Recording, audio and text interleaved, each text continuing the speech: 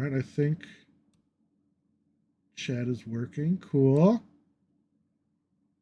Yeah, okay. Select stream.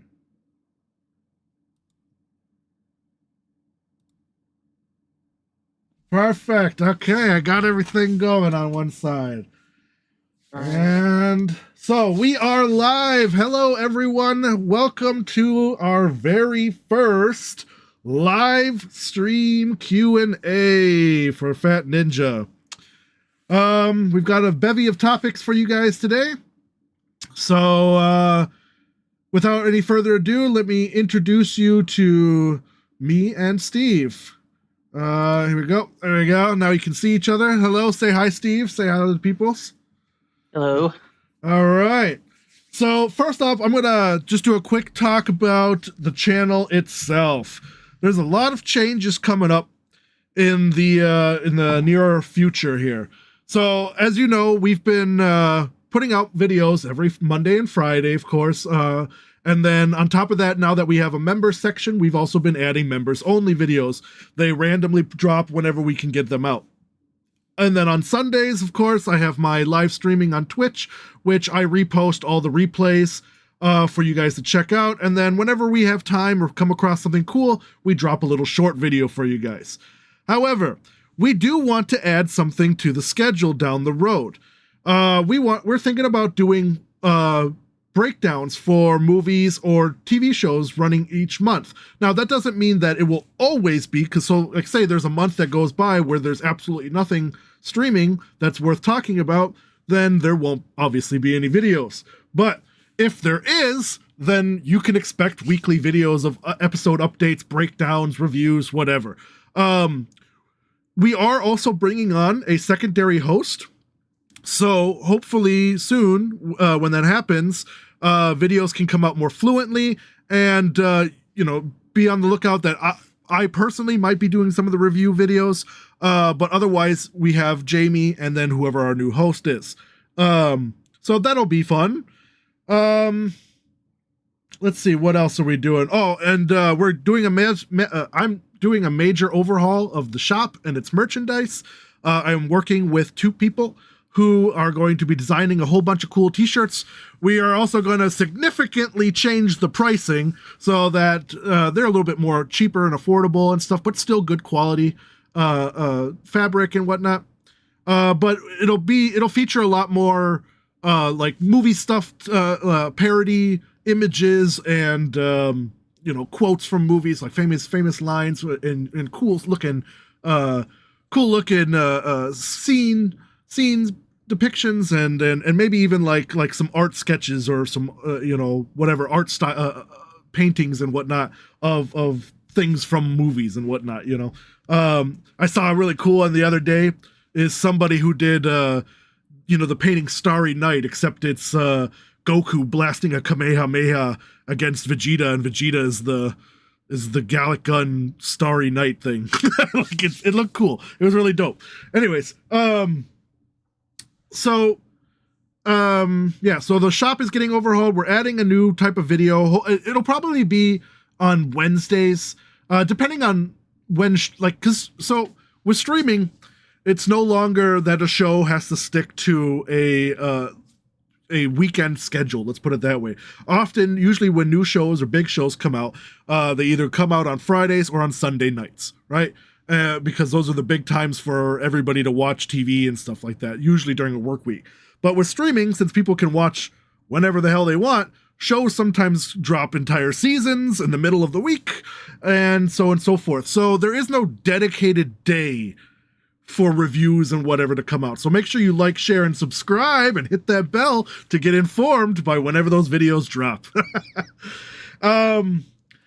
Let's see. Sorry, I keep biting my nails. I know it's kind of a bad habit, but that little cuticle thing here is bothering me. Anyways, let's see. We covered that. Oh, the next big thing that we're going to be doing coming around springtime is we will be launching our Kickstarter for our next short film project. I'm still bouncing between 2 potential projects, depending on what seems more, let's say, feasible, more doable with my current resources and whatnot. but we definitely will be launching the Kickstarter around then, because we want to start. At least I personally, I want to start shooting by summer. It would be really awesome to have another film come out around, October, around the Halloween season, especially since the choices that I'm meddling with are all horror films. So be on the lookout for that. Any donation will be helpful, from $1 to $5 to whatever you can spend and stuff like that. We'll have a goal set. It'll probably be between $6,000 and $10,000. It's still a small budget film, but we do want to hire some local actors and some local crew from our university here in Milwaukee and in Madison. To give those guys a shot as well and stuff, to put something on their resumes, and to make something that looks a lot more professional than Cabin of Blood did. I mean, don't get me wrong. I'm still proud that we did that film, for all of $600, but I really want to step it up for you guys, and I really want to show what we can do out here. So, also, that brings me to another creative project that Anthony and I are working on. Anthony is our IT guy. He's the behind-the-scenes guy who helps set up all this cabling and computer crap and whatnot. He's also the guy who played the dollface killer who ejaculated on himself in Cabin of Blood. Anthony's a good guy. So we got together, and we're a big fan of those indie horror games. I don't know if you guys ever visit that website. It's called itch.io. They have a lot of these. Basically, they're usually games made by like one or two people, and they have this retro aesthetic that looks kind of like a PS1 early Windows 95 looking game and stuff. And they're usually like horror themed or whatever, like Don't Go in the Woods or whatever. Well, taking that, we enjoy those kind of games, so we're thinking about adapting Cabin of Blood into a game like that. It should work. Basically, the idea is there will be 5 characters to choose from. Each character will have a specific set of skills and will have a specific mission, like fill up the portable gas tank, refuel the car, find the keys, drive on out of there in order to survive, right? All while you're being stalked by the dollface killer. Now, the big thing here is that at the end, if you complete all 5 campaigns, you will unlock a secret 6th campaign, which will let you play as the dollface killer, where, of course, your objective is to hunt down the other 5 and go, go murder them as gruesome ways possible. We want to do some really creative ones. There were a lot of kills written in the original script that we just did not have the materials and whatnot to pull off. So those will definitely be included in the video game, so you can really enjoy the bloodbath that we planned on making it into. Once that game is completed, it should be done by the end of this year. I mean, it's mostly a lot of coding and debugging the assets and stuff that we have created already. I spent the last year creating a lot of those using Unreal, their workshop and whatnot. So. But yeah, so be on the lookout for that. It's not going to cost anything. We're going to put it out for free. It's going to be available on itch.io for free. Maybe down the line, if we could get it for free onto like Steam or Good Old Games, we'll try to do that. But I don't know. I've never actually released a game before, so we'll find out how all that works. But yeah, so be on the lookout for that. Eventually, when the game is, let's say, about 80% complete, we'll drop a little trailer on our channel here. Let's see, Steven, anything you want to talk about? I really got nothing, to be honest. You pretty much covered everything. Steve's been complaining about his workload over here. He's got to write too much stuff for you guys. I tell him, well, that's just too bad, and I crack the whip, and once in a while I feed him animal crackers and whatnot. Mm-hmm. I'm usually chained up, so. Yep. Anyways, that should cover about channel news, unless if I think of something, I'll break it in at the end of the video. But let's go on to our next portion of the live stream. We want to talk about upcoming movies and TV shows. Yay. So Steve has put a list together here of things that are coming out this month. Anything look good right off the bat? Well, for me particularly, White Lotus. I've never watched it. So you're gonna have to. Wow. So you're gonna have to tell the audience what that's about. It is a murder mystery, and it's an anthology one. So each season is a different set of characters, on an island, basically a hotel called White Lotus. And a murder happens or occurs each time, and you have to figure it out. That one's a lot of fun, very stylish. Any See what notable else. any notable actors or anything in it? Jennifer Coolidge, Aubrey Plaza. Ooh, Aubrey Each Plaza. yeah, each of them. Each season is pretty stacked in the cast. But so we also have Invincible, which I actually haven't started, but it is in my queue. You know more about that one, I Tim. love Invincible. I cannot wait, because for those of you who haven't been caught up, you know, cover your ears. This is a little bit of a spoiler. I'll give you a 5-second countdown. All right. For those of you who have been keeping up with the show,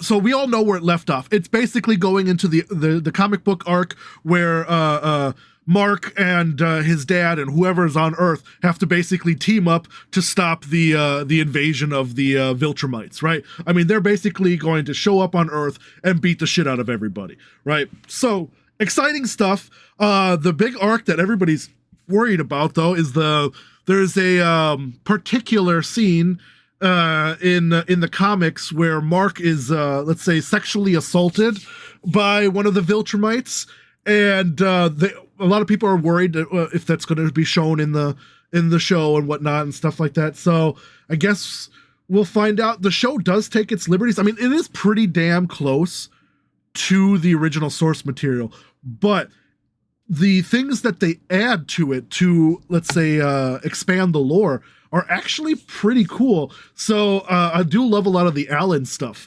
I'm hoping to see more of that and where that goes. But mainly, yeah, I mean that's the talking point, is basically the big invasion. And so you know, if you're like me and you love good animation where people beat the crap out of each other. I mean, I grew up on Dragon Ball Z and Naruto and stuff. So Invincible is right there. It is, even though it's an American comic book, it is almost anime-esque in its design, in its storytelling, and its in its battles and stuff like that, which I appreciate. Because let's say, as much as I love like both Marvel and DC animated films, most of it is a bloodless affair, and it's just a few punch, jab, jab, you know, and then the fight scene is over. We never really get to see like world-shattering powers happen and stuff like that. It's very, very quick and only sprinkled throughout, you know. Even Superman spends most of his time beating people to crap with his fists rather than like laser beaming somebody in half or something, you know.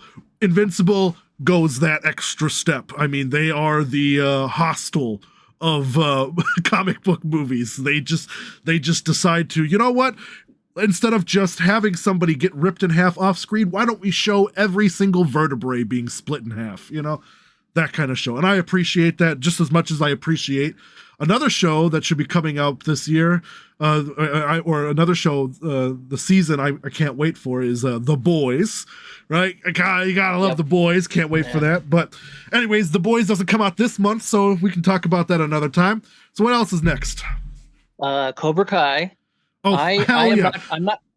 I'm not caught up with it. Well, this is the tournament. Fantastic. It is the world tournament. I mean, don't get me wrong. I am beyond annoyed that they split the final season into 3 separate parts. That the first half came out before summer, the second half came out in November, and then I had to wait all the way till now to finally see the friggin' finale. Because while interesting stuff happened in season 6, part 1 and part 2, none of it was what I wanted to see, which is the frickin' tournament. I want to see some ass whooping. We got to see a little bit of that towards the end of part 2. They finally get to do the preliminary fights, right? Which basically knock out all the loser teams who don't get a bracket, basically, right? And now they're moving to the world tournament. Now, this is where I'm confused at, because there are so many conflicting stories and leaks and whatever. And from the trailer, I gather that it's all bullshit anyways.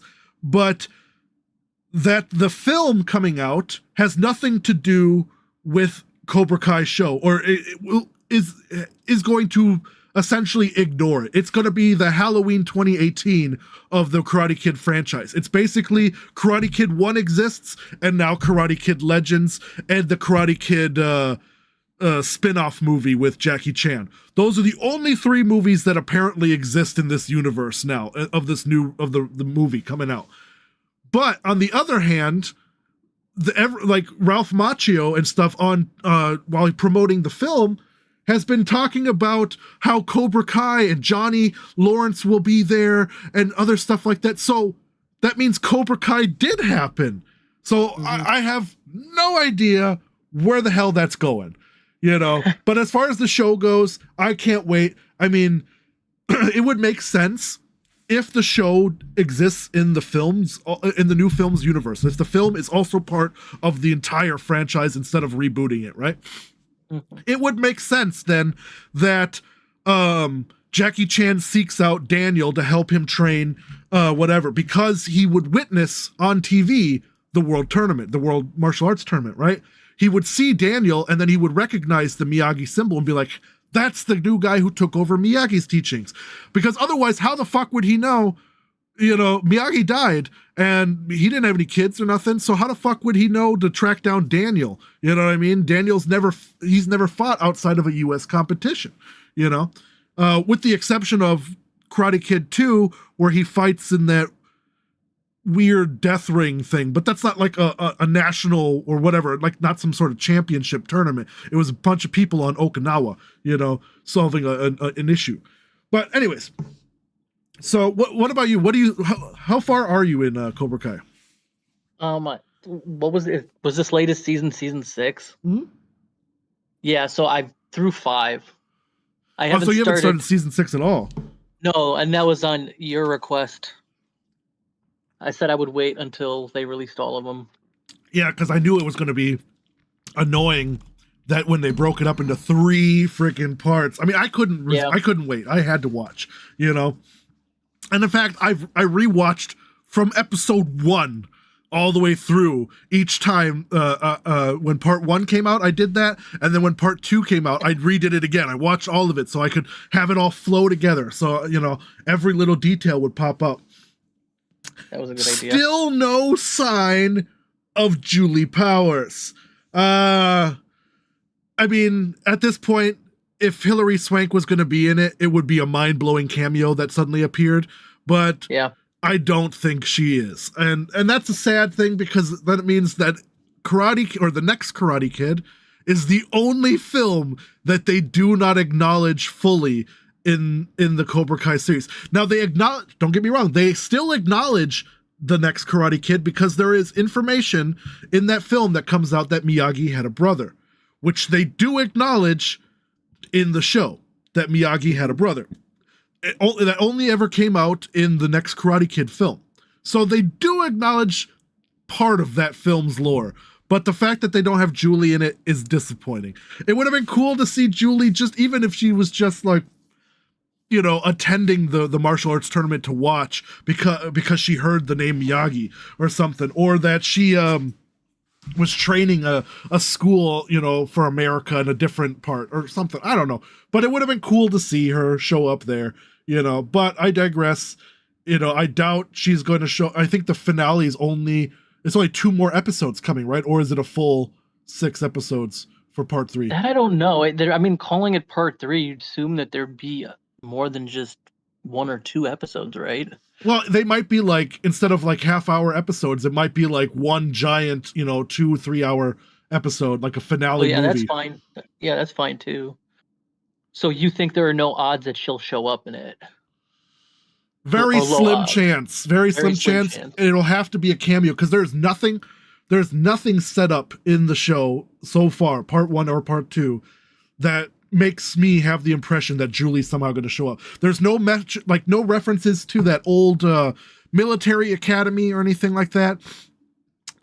There's no references to the bird stuff or any of that, or the you know, the only reference literally to next Karate Kid is the fact that that Daniel hears about Miyagi's brother, and that is it. you know. Mm. And unless, like I said, unless Julie is maybe like taking care of Miyagi's brother or some shit, I highly doubt it. Okay. So it would be a surprise cameo of the year if that happened. I mean, fans of the show would go ballistic. Me included. I would fucking scream my head off, clap like a stupid seal. Like I would go bananas. You know, it would be amazing. But you know, like I said, even if it doesn't happen, I feel like the showrunners have done such a great job with the character story arcs. I'm hoping that they can make sure to end each one, you know, in a satisfying way. But I do believe that the way they're doing, because the show was mainly about Johnny, and the way they've done his character arc, I think will get at least a satisfying conclusion to his storyline, which is the most important storyline in this show. You know, all the other characters, yes, like I said, I still hope that they also get good conclusions and stuff. But mainly, I'm worried that Johnny, you know, that he'll get his, you know, his happy ending. Let's put it that way. He deserves it. He's been through a lot. All right. So this is another show that you watch and I haven't yet, but I've heard good things. Is Reacher? You know, Reacher, and don't take this any offense, any of you who watch the show, but Reacher is the turn off your brain dumb guy version of the mystery show, right? I mean, literally every dialogue in that film is either a one-liner or exposition. There isn't anything else. There is no other dialogue, right? I mean, this is like early 80s Commando level dialogue. You know what I mean? Like this show is purely entertainment factor. You watch it to watch a big guy beat the shit out of a bunch of little guys. You know what I mean? And like the plots are very simple. You know, a bad guy was smuggling in drugs, so they got to stop him. You know, a dude wanted to kill a senator. They got to stop him. You know, like it's very straightforward, and even the spy elements aren't very. It's no Mr. Robot, or what's the other one with dude from Stargate, black. Why can't I think of it? Not Black Hat. What you're talking about? Richard Dean Anderson? No. You're talking about the movie Stargate? Oh, with Kurt Russell? Yeah, the Ultron guy, the voice for Ultron. Oh, James Spader. James Spader, thank you. Yeah, he has that show, about. Black something. Isn't it black? Is it Black Hat or Black Suit or Black? I know what you're talking about. Yeah, that show. Point is, Reacher is nowhere near in depth that kind of stuff. There is no political or whatever intrigue for that show that far. However, the characters are fun. The characters all have their own unique person. It's Blacklist. It's Blacklist. Yeah. But the characters in Reacher are all fun. They all have their own dynamic personalities. They're all well played. The actors are so much better than the films with Tom Cruise. The actors fit the roles so much better. You totally believe that the guy playing Reacher is a meathead, and that's all he needs to be. You know what I mean? I mean, he's still smart and whatever and can figure shit out. But essentially, he plays mostly a meathead, and that's all he needs to be, and it's perfect. Yeah. I never once believed the Tom Cruise movies where he could whoop all these people's asses, because I'm like, no, man, he's a scrawny little 5-foot dude. Like, there's no way this is happening. He's no Tony Jaa, you know. But anyways, if that's your kind of jam, totally check out Reacher. The next season's going to be pretty fucking amazing. They've got a couple of major wrestlers who are leaving wrestling and now becoming actors, joining the cast. So, you know, big ass 6-foot buff dudes getting ready to knock some heads around, you know. And the story is very much if you've seen The Expendables, it's basically that. You know, Reacher must assemble his team of ex-military dudes to stop like some Colombian drug lord dude who wants to, who's trying to get revenge on the CIA because the CIA fucked him over or whatever. You know, it's very standard early 80s, 90s, you know, action movie plot, you know, but it's fun. That's the point. This is a show you watch purely on the entertainment factor, not because it's like engrossing and you're going to learn something. You will not learn anything. Maybe how to throw a punch. Yeah, I wish I watched any of these. So 1923 is returning too. That's the Yellowstone prequel, right? Or I've never sequel? watched it, but I've heard good things about it, especially Harrison Okay. Ford. Yeah. Because Yellowstone was Kevin Costner, right? He started it, right? Mm-hmm. And then Harrison Ford plays his father, I think, or whatever, or his grandfather. But either way, I hear great things for it. I'm just not a big cowboy dude. I don't No, care about the cowboy stuff. I mean, don't get me wrong, there's a couple of cowboy films out there that I love to death. 310 to Yuma is one of my that was a favorites. good one. Yeah. Of course, the Dollars trilogy with Clint Oh yeah, Eastwood is absolutely. Yeah, yeah, amazing. yeah. You know, but otherwise, cowboys, I love Red Dead Redemption, but I just can't get into the movies. I just don't care. The Wild Frontier, thing. Oh, there you go. Deadwood. Deadwood was another good one I loved, but Deadwood was less cowboy and more, I don't know, mafia gangsters in this Yeah, like it had that shitty gold vibe. rush town. I don't know. Anyways, but yeah, I've never seen 1923. I have absolutely nothing I could say about it except that I hear it's really good. Yeah, same here.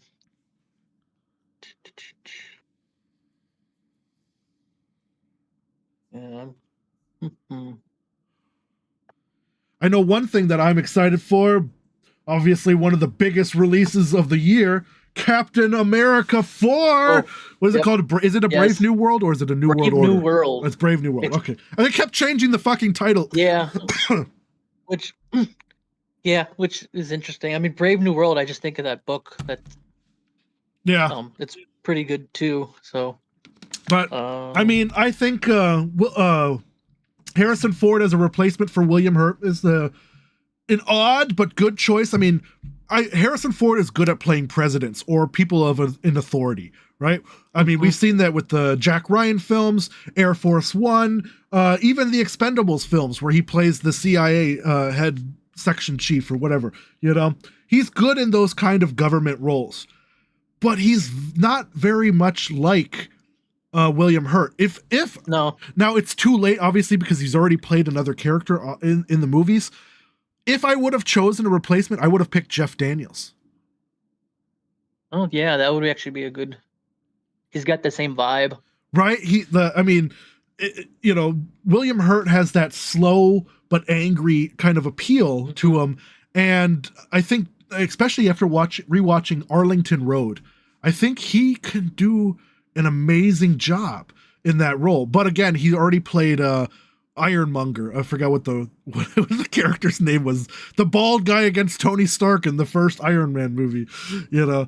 I mean, by now, maybe people have forgotten him, so he could have pulled off the president. They could have recast him. Who knows? But regardless, I'm still looking forward to Harrison Ford tackle the role of Thunderbolt Ross. I cannot wait to see Red Hulk on the screen. I wonder if they're going to keep it comic book accurate, that he grows hotter the more angrier he gets, instead of stronger, right? The Hulk grows stronger the angrier he gets, but Red Hulk actually grows hotter. So he can that's how he does damage to the Hulk and other things, right? He melts through them. Now there's a couple of scenes in the trailer that make me think that that's what's going to happen, where he basically tears a car apart by overheating it, or something. It looks kind of like he melted part of it. I don't know. Yeah. We'll find out, but it would be cool to see. However, I am worried. Now I'm glad that Kevin Feige is back in the reins and fixing the spread outness of the MCU that happened in the last year or so. All right. He's bringing the train back onto the tracks and making sure they all run on time.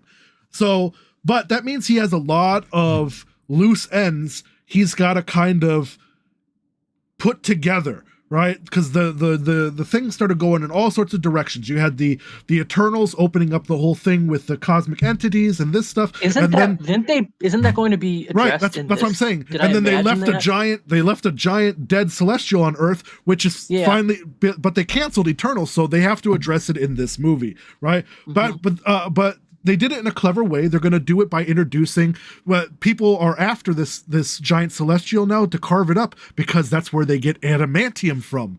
So we have adamantium, one of our first steps towards, X-Men and shit into the universe. But they also have to address the fact of the Eternals period. I don't know how they're going to do that, and then they have to address, well, what happened now? The Avengers are pretty much disassembled, or what's going on there? You have all the young Avengers. You had that weird post-credit scene where Miss Marvel recruits Hawk Girl, or what, I can't, Kate Bishop. There you go. She recruits Kate Bishop for a new team, and this and that and that. There's so many loose ends going on, and I've seen sprinkles of it in the trailers for Captain America 4. I just wonder if it's not going to be too much stuff going on in one single movie, because there's, on top of that, you also have that stupid ending from Secret Invasion where the president is like, we're gonna arrest every alien or people with superpowers and kill them all, and nothing came of that because everybody hated Secret Invasion, and no movie since that show aired, and even Captain America looks like it's going to even be addressing that. That president basically he got fired, and Thunderbolt became president, and they're like, yeah, we're just going to ignore his bullshit. We're not going to kill aliens or something. I don't know. I just wonder how they're going to address that. It would work like that, I think. Because literally at the end of Secret Invasion, he makes an announcement to the press on television that this is their plan. Well, I mean, like you said, if there's a new president, then new rules, but a lot of stuff can just be, it doesn't have to be fully addressed. It's just acknowledged, and then at least it's acknowledged, and then maybe there's 1 million plus Skrull living on Earth. You'd think that some sort of something would have happened, after the president announces an all-out genocide for anybody who's an alien, Like, I could see that. General Ross, being the person he is, did he institute some sort of thing in the government to make sure nobody's a Skrull and stuff like that? Or is General Ross a Skrull, maybe, and that's why he turns into the Red Hulk when he gets infected. I don't fucking know, but there's a lot to address, and I wonder if they're going to put it all into this first movie, because this movie is being considered paced.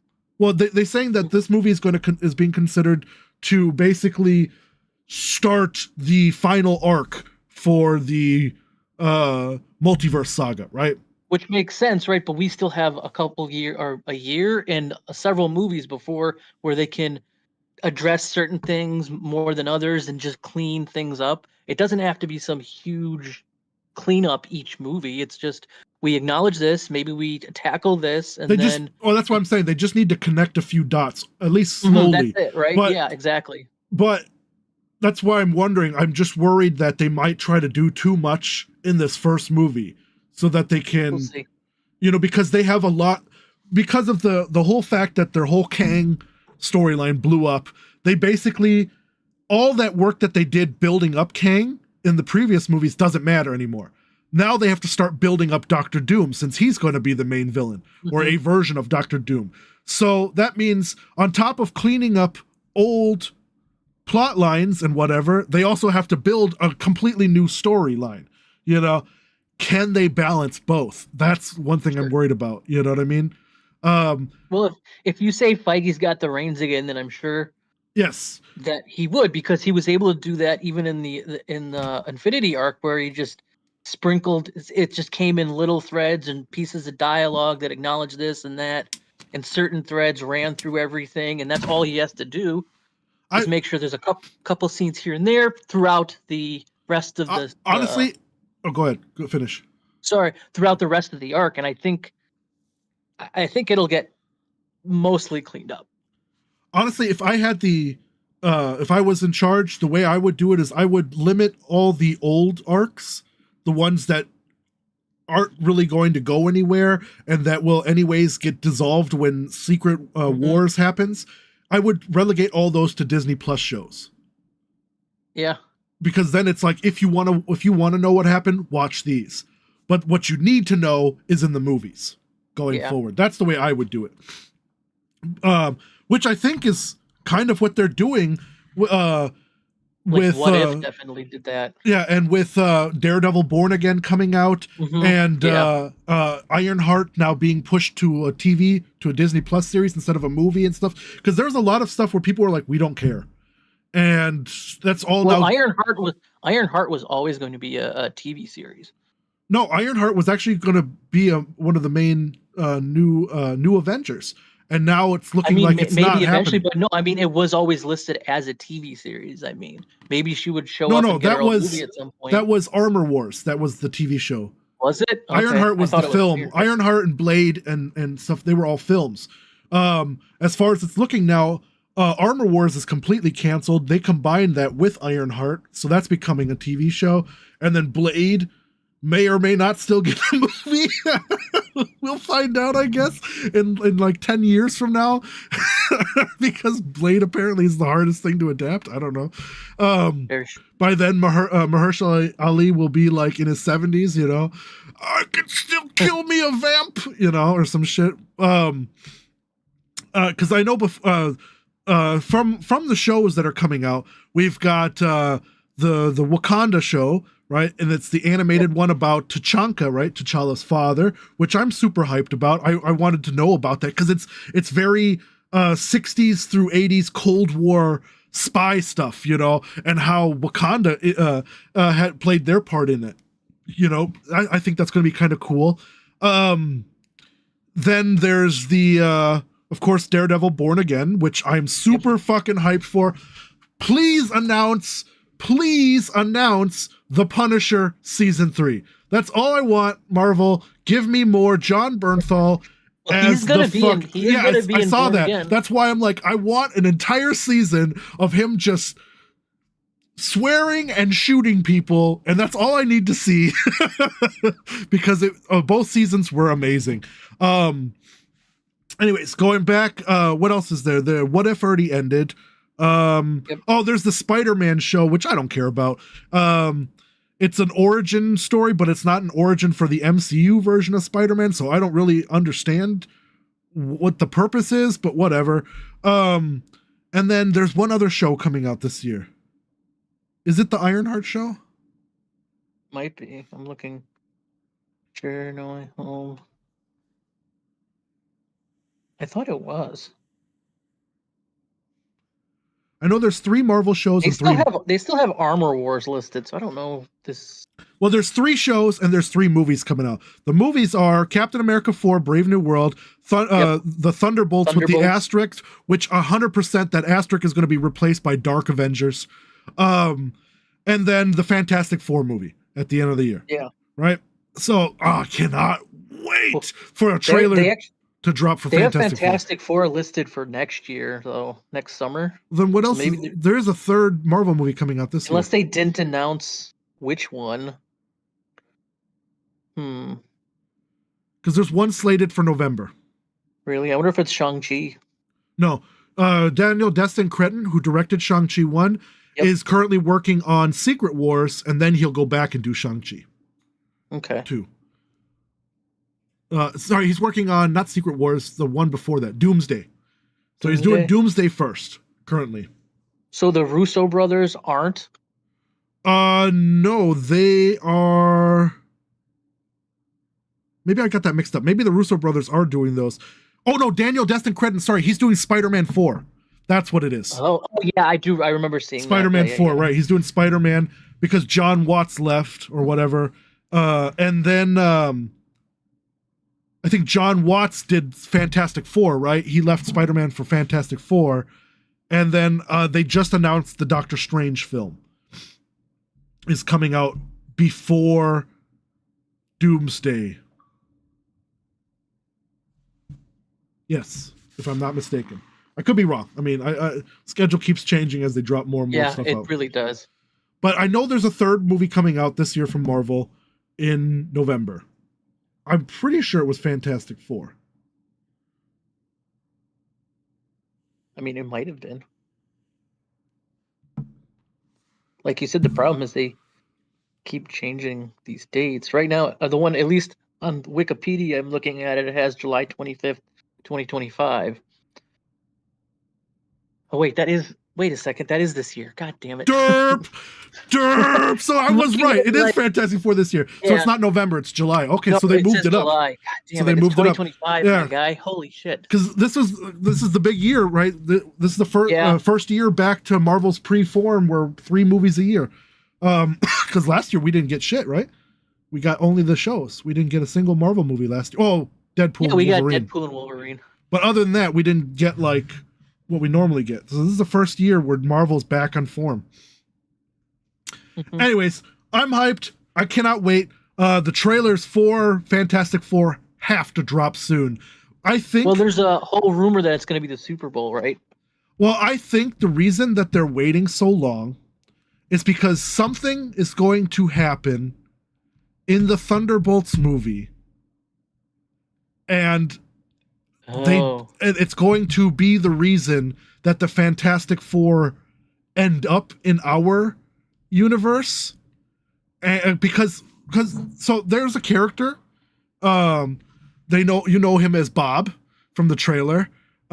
He's actually why can't I think of his name? He's the most powerful character. He's Marvel Jesus, Space Jesus. Not the Beyonder, not Adam Warlock.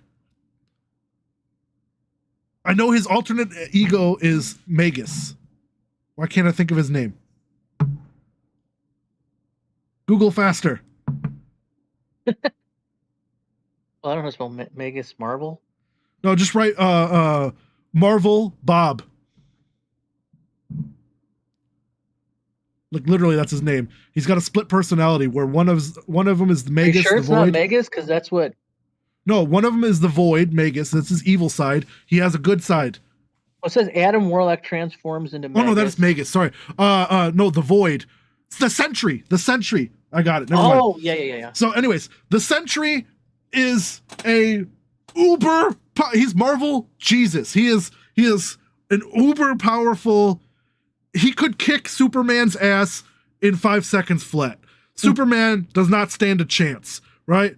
Like that is the Sentry, right? He has unlimited power in both directions, in good and evil, right?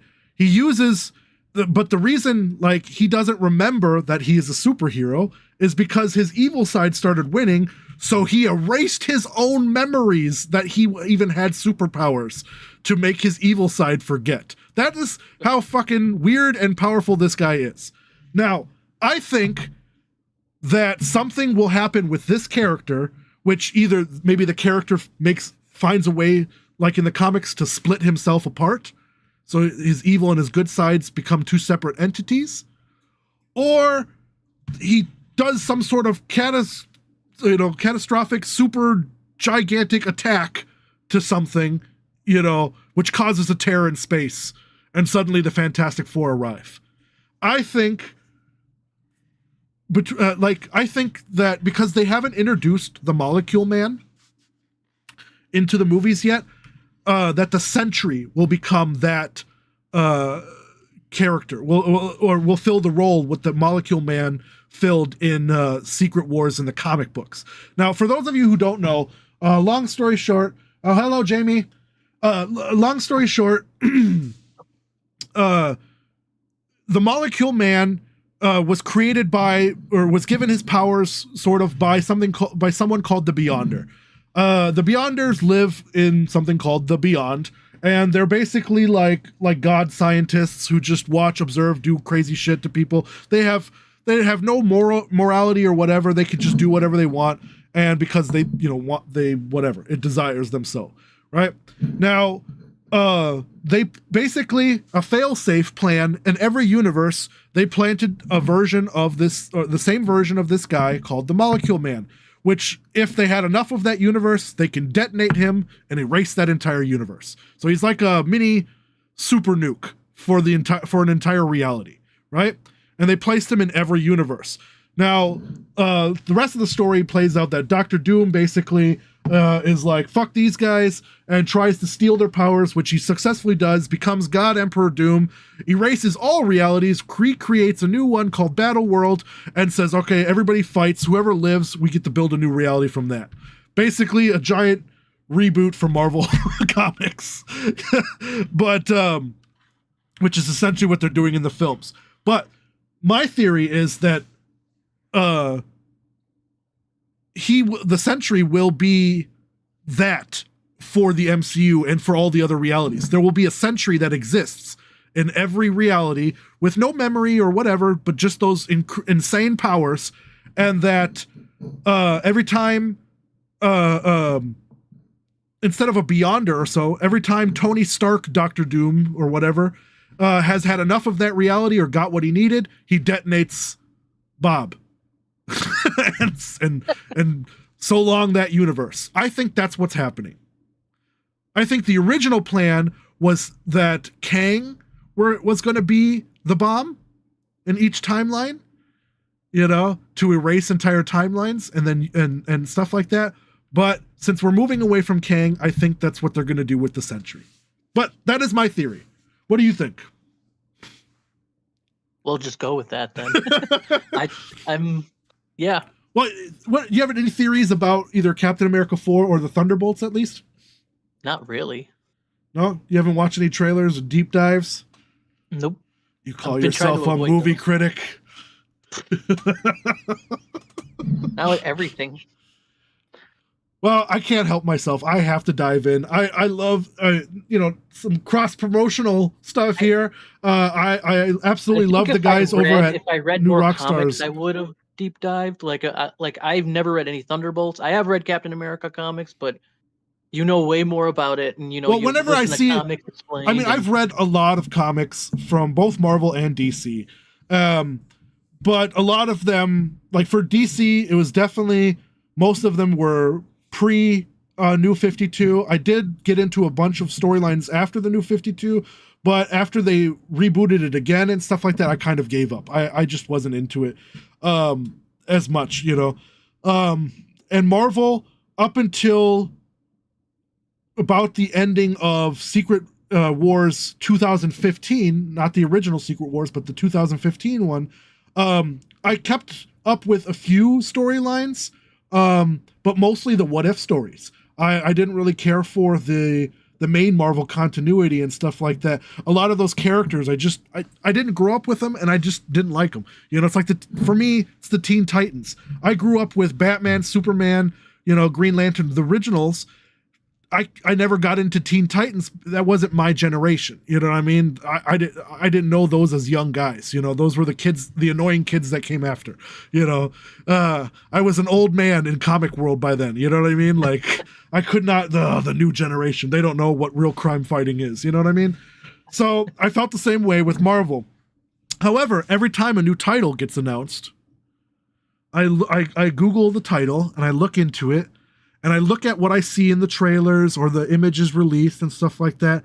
And then I'm like, okay, that looks like it's from this comic storyline and this. And so I go back, and I'm a member of the Marvel website and stuff. And I go back and I dig into that. You know what I mean? I research, I read the story arcs and go, okay, so knowing what I've seen in the films and what they changed and whatever, and this is what happened in the comics, I kind of come up with a theory between the two, to see kind of like, this is what, from a screenwriter's perspective, this is what seems most plausible to happen story-wise. You know what I mean? Like, yes, I know that Doom creates Battleworld and all this other stuff like that.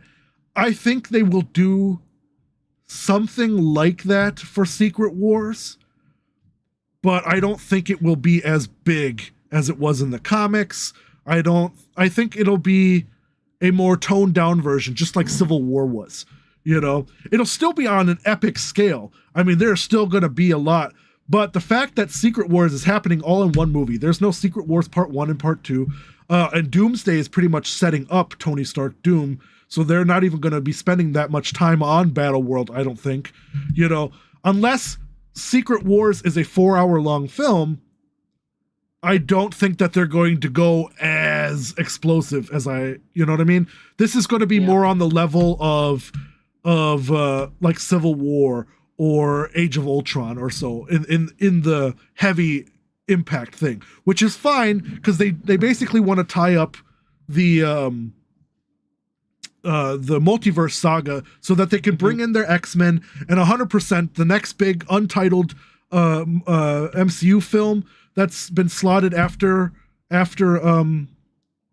Secret Wars is going to be X-Men versus Avengers. 100%. Because that's the comic book storyline that makes the most sense for that to happen. Basically, these two teams who have always, in their own respective universes, have been the top tier hero teams of that universe, have different ideals of how they should save the planet and function, and they're going to butt heads. You know what I mean? Now that they have to share a single universe. You know what I mean? Or a single planet at that.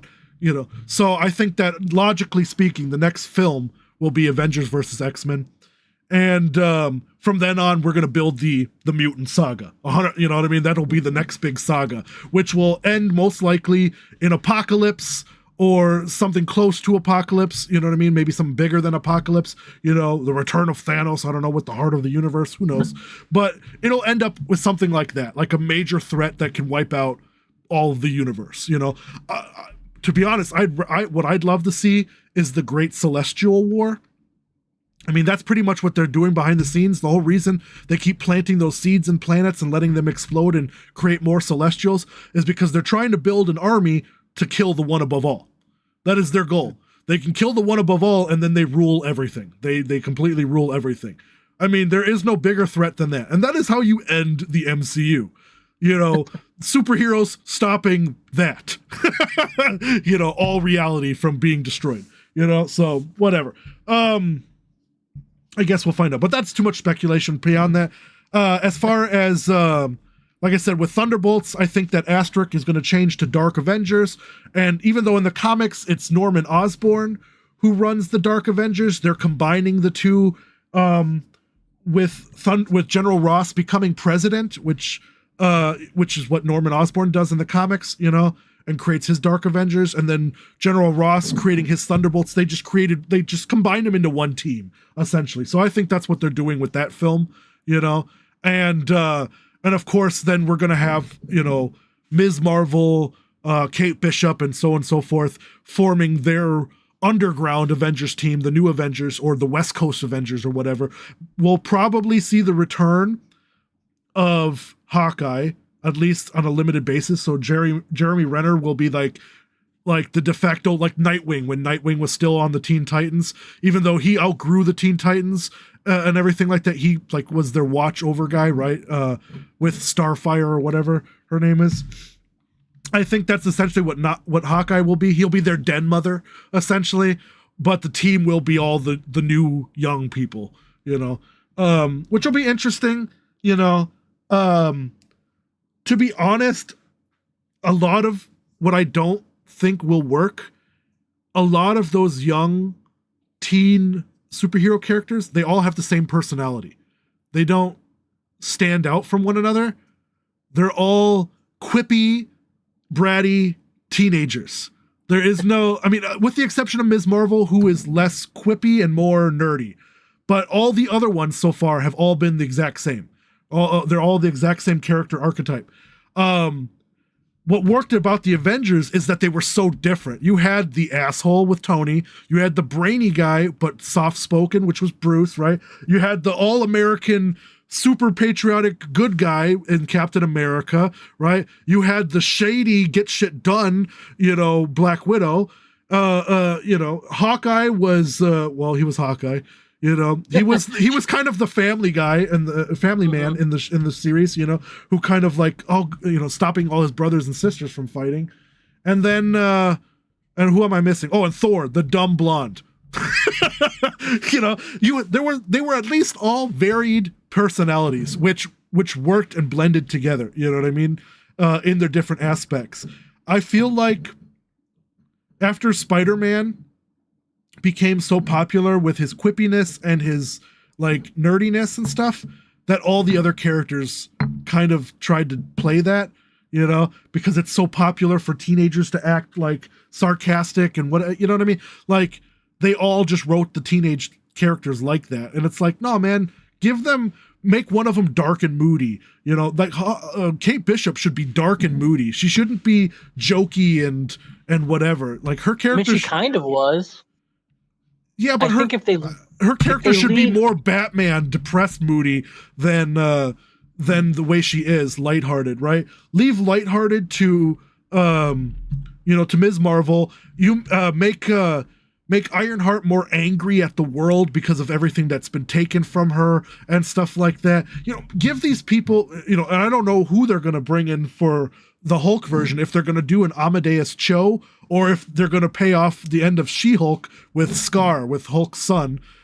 We haven't seen enough of him to know if he has a personality, so I don't know one way or the other if we're going to get one of those, It would be cool though if we got an Amadeus Cho and a Scar together, the Hulk brothers, just smashing shit together, doing that Arnold Schwarzenegger and what's his face? He just died.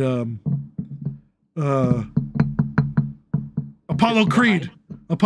Oh, yeah. Whatever. Carl Weathers. Doing that meme. Yeah. You son of a bitch. And then the two giant arms smashed together, But now imagine that as Hulks. You know what I mean? Like that I can see that happening.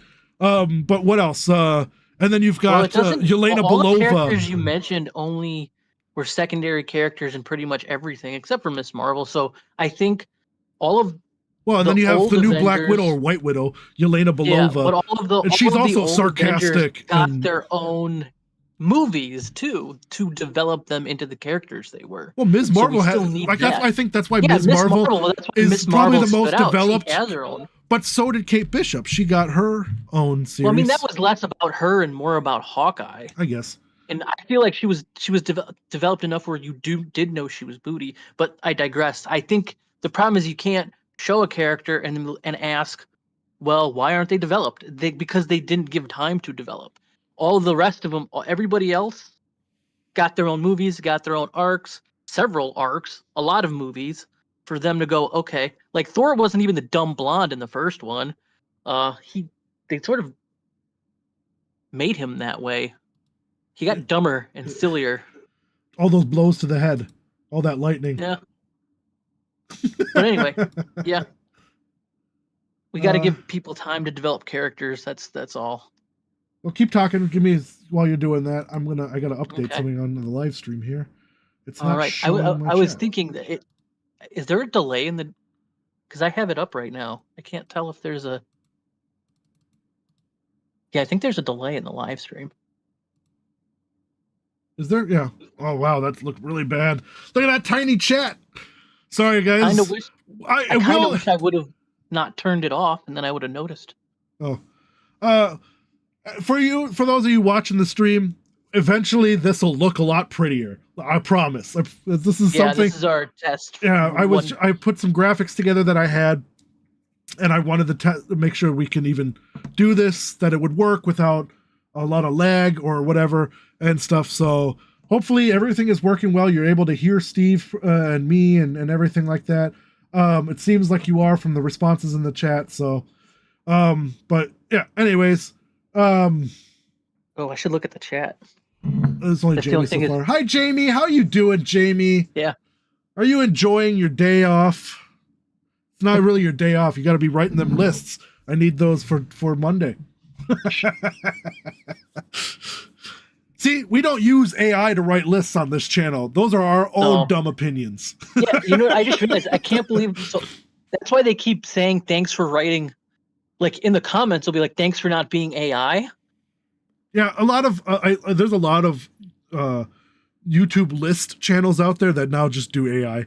They have AI write them, and then they have AI, record them. And while I find AI useful for recording sometimes for certain things, never for writing. No, man. Yeah, I want to write my own opinion. Mm-hmm. That's what makes us unique here. Right.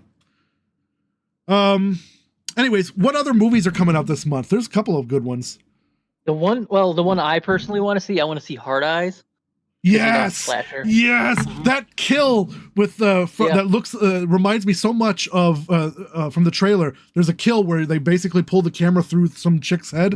It reminds me so much of that the remake of Texas Chainsaw by Michael Bay, where after the yeah, girl shoots yeah, herself with in the car, yeah, and they do that what a camera great trick. shot. Yeah. Oh man, Heart Eyes looks amazing. Mhm. Oh, Jamie is working on dark anime right now. Good, keep working. Those are some good shows on there. But yeah, no, Heart Eyes looks good. What do you think the motivation for the killer is? In Hard Eyes, Yeah. I only watched the trailer once, so I don't know if I have enough information to. Well, what is it? My Is it gonna Bloody be like Valentine. He Valentine, where died. it was Yeah, My Bloody in? Valentine. He died in the mines. Yeah, I or in forgot the the. whole You remember story. that movie Just Valentine? It was from like Oh yeah, 2000 that or was actually something. surprisingly good. Had Brittany Murphy in it and stuff, right? Where it had like his what was his motive was like actually it ended up being one of the characters you didn't expect, but it was his motive was kind of dumb though. It was just he got rejected or something, right? Something like that. I mean, like our Cabin of Blood motive. Yeah, We went but I full mean, Cabin of incel. He Blood was jizzed his supposed to pants, and be now he's sad. yeah. Look, that was the whole. But that was like the Burning or something, where it's just supposed to be. Cabin of Blood was spoofing these things in a Right. lot of ways. But what? No. But what do you think the motivation will be for for Hard Eyes? Do you think it'll be the jilted lover thing, or maybe he just hates Cupids, or I don't know. What do you think? It'd be interesting. Well, it's going to be Valentine's Day related or love themed. What would be topical right now? It better not be some incel bullshit. What do you mean by incel bullshit? Like, oh, woe is me. I was the nice guy and I didn't get, the girl or whatever. Well, at least that would be topical because at least it would bring up a Yeah. lot of issues with why that is such a shitty thing to be. hmm hmm Um, Yeah. Hopefully that. Yeah. If it does bring. Okay. If it brings up. If it is the whole incel thing, it has to be that it's addressing that it's a dumb thing. okay. What about what if his motivation is something even dumber? Like let's say like it has nothing to do. It just happens to be on Valentine's Day, but on Valentine's Day, somebody he was growing roses in his garden, and somebody chopped down his rose bush to steal his roses. Like, what if Yeah. it's something dumb like that? Even dumber. Okay. Will you still enjoy the film? Because, like, honestly, I mean, that's how I feel about I could. the Thanksgiving film. After finding out, I don't know if you've seen Thanksgiving. Yeah, I have. So It's after the plot look, reveal if the came out, kills I are was like, fun, "This I'm is in. so dumb." hmm But like all the kills and stuff, that's gonna be the like if the motive's dumb, fine, as long as like the rest of it's like fun, because that's kind of what I'm looking for, like Okay. fun slasher. Okay, I can feel that. Yeah, I mean, there's enough smart horror films out that not every horror film needs to be fucking art. Yeah. You know, even though as much as I loved Nosferatu, um, hmm you Yeah. know, it's okay to have a goofy, everybody just dies. And that's why I'm looking forward to Final Destination 6. Yep. Those movies do not have a lot to say, but they do have some really creative ways to kill people. hmm Um, Absolutely. so what else is coming out this year? Any other movies, shows? This year or Or this month? This month, sorry, this month. I don't know. Those are the two that I noticed. Well, let's see. February.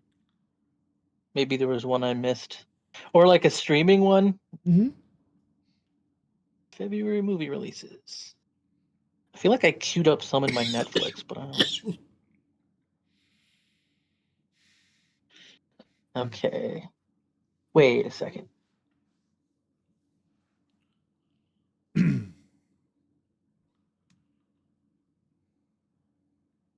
should have grabbed 2 bottles of water. Hmm.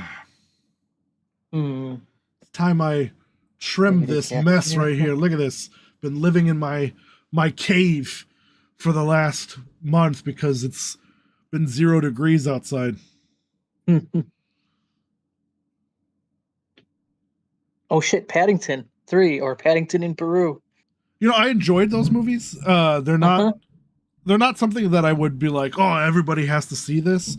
I don't But I mean, understand they're how it won way all those better than they awards, ever should have been. but they're better than I thought they would be. Yeah. So yeah, I could see myself enjoying that. I don't know if I was to go to the theater to see it, but No, as a wait till streaming type of film. yeah. Well, that's how like everything. I feel like that about everything almost now. Oh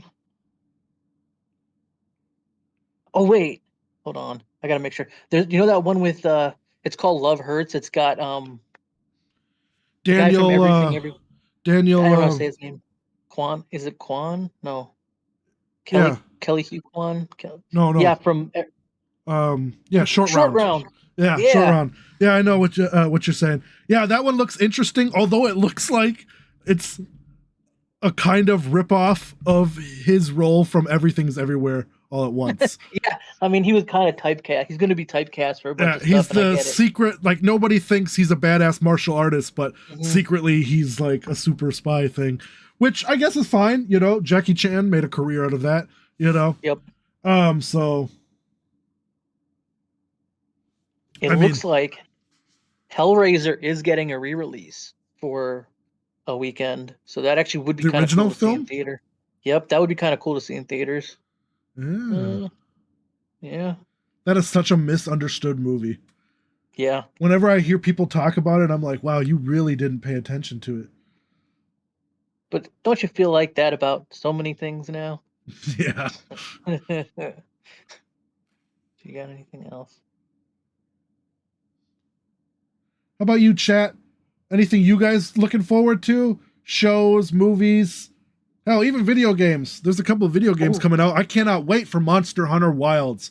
For those of you unfamiliar with the series, it's basically you're a dude who goes on a ship to a like prehistoric Skull Island type of place, and you fight giant ass fucking monsters, and you kill those monsters, and you rip out their guts, and you use those guts to make better weapons and armor to fight even bigger monsters. I mean, if you're into kaiju, it's the perfect kind of game, And Monster Hunter Wilds, just like Monster Hunter World, which came out a few years ago, it's online co-op with a whole bunch of buddies, so you guys can team up to take down those giant ass monsters together.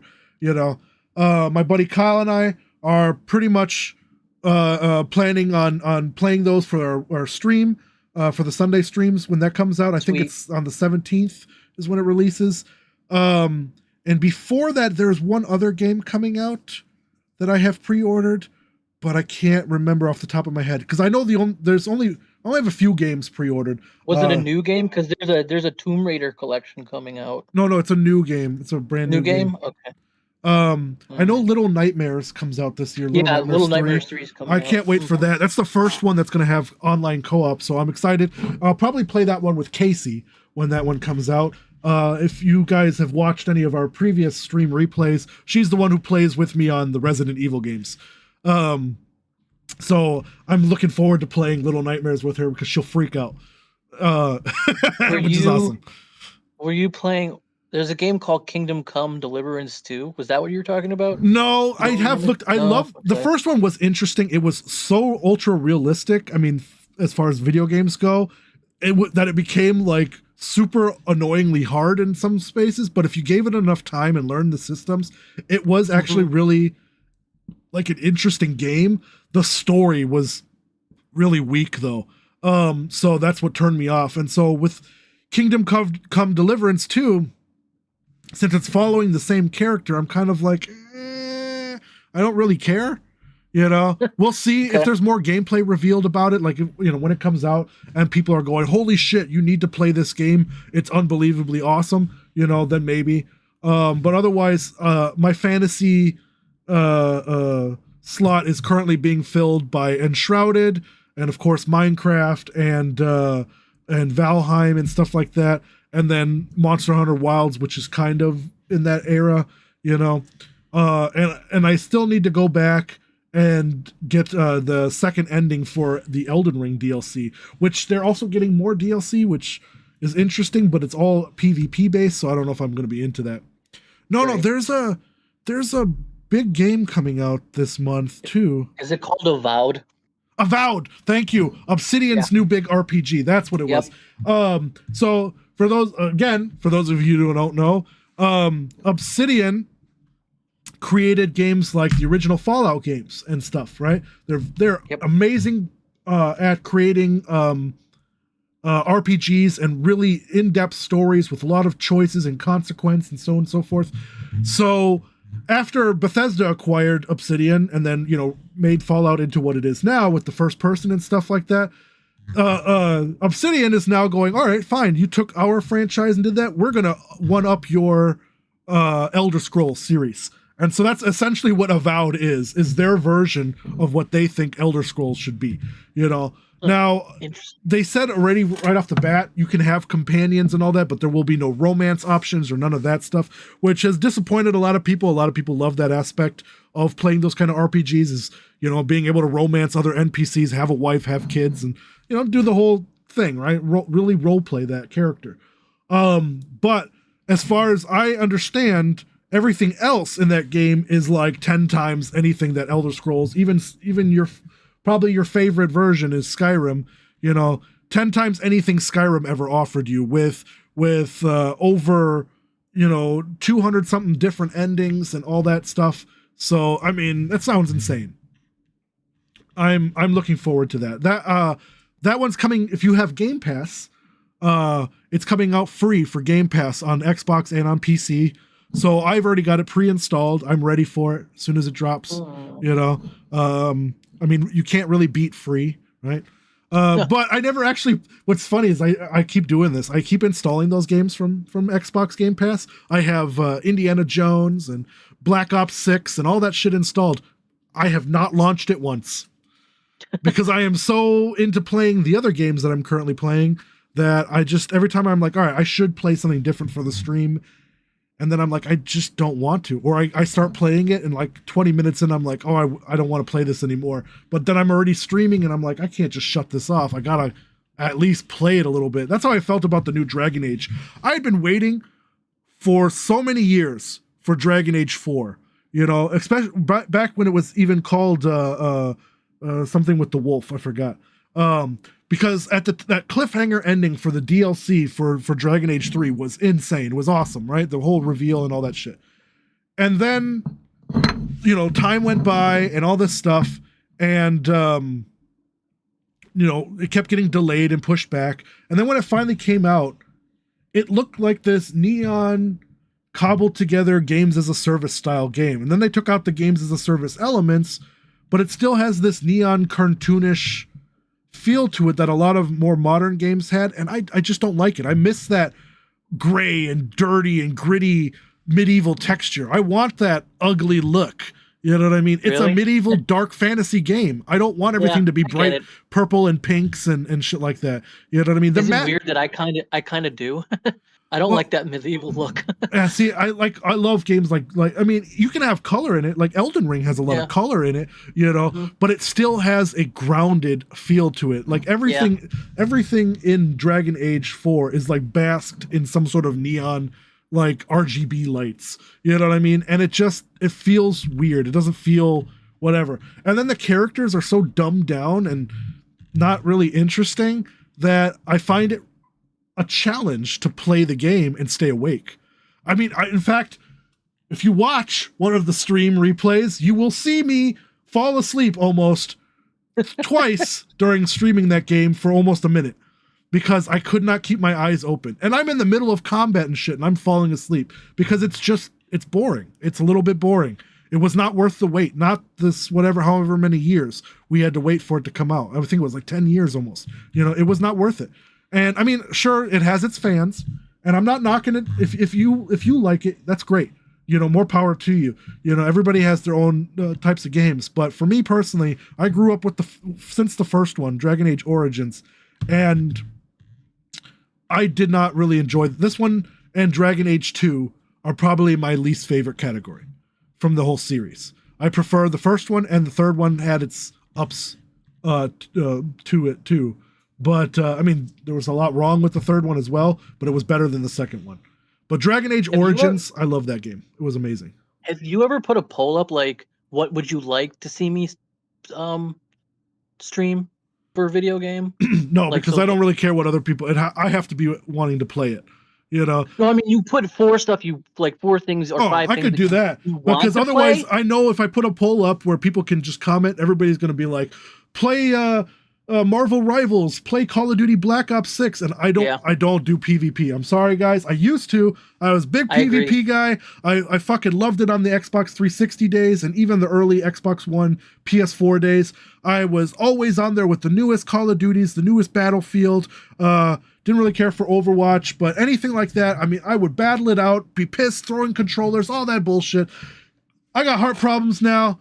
I want to live a stress-free life, you know. Building survival games and stuff, that's my jam, or horror games. You know, I love really good stories. You know, it's the same reason why I love certain movies. I love games that have really intriguing stories where I can really sink my teeth in, and like that's why like Last of Us is one of my favorites. The Resident Evil 2 game, especially the remake, one of my top favorites. Those are really stories that I get involved in. I love the characters. I love where it's all going. I love the style of it, you know. It's still a challenge if you play those games on hard difficulty or whatever, but you know, even like Elden Ring, you know, everybody's like, oh, the Souls games are too hard. They're not. If you played old school games like Zelda and stuff like that, or Mega Man, you already know that it's all about timing, right? Enemies have the same attack pattern. Each enemy type has its own attack pattern. Once you nail that pattern down, you pretty much know how to defeat every enemy without getting hit. You know, that's all it is. And but the stories surrounding that super dark fantasy stuff. Oh, I love that. Eldritch gods coming to Earth, you know, and destroying our human gods, and you know, sending the humanity into darkness, and all, you know, crazy fucking like Bloodborne, the crazy alchemical experiments and everything like that to turn humans into gods, you know, and live forever. And I mean, all that stuff speaks to me. That's on a very Lovecraftian level, which I love Lovecraftian horror and science fiction. So, and mix that with fantasy elements, and it's just mind blowing. It's so cool what they've done there. You know, that's what gets me playing games like Elden Ring and Dark Souls and whatnot. Yeah, there's so many games that come out. I buy a lot on Steam, especially when they have those sales, because you know, who can resist?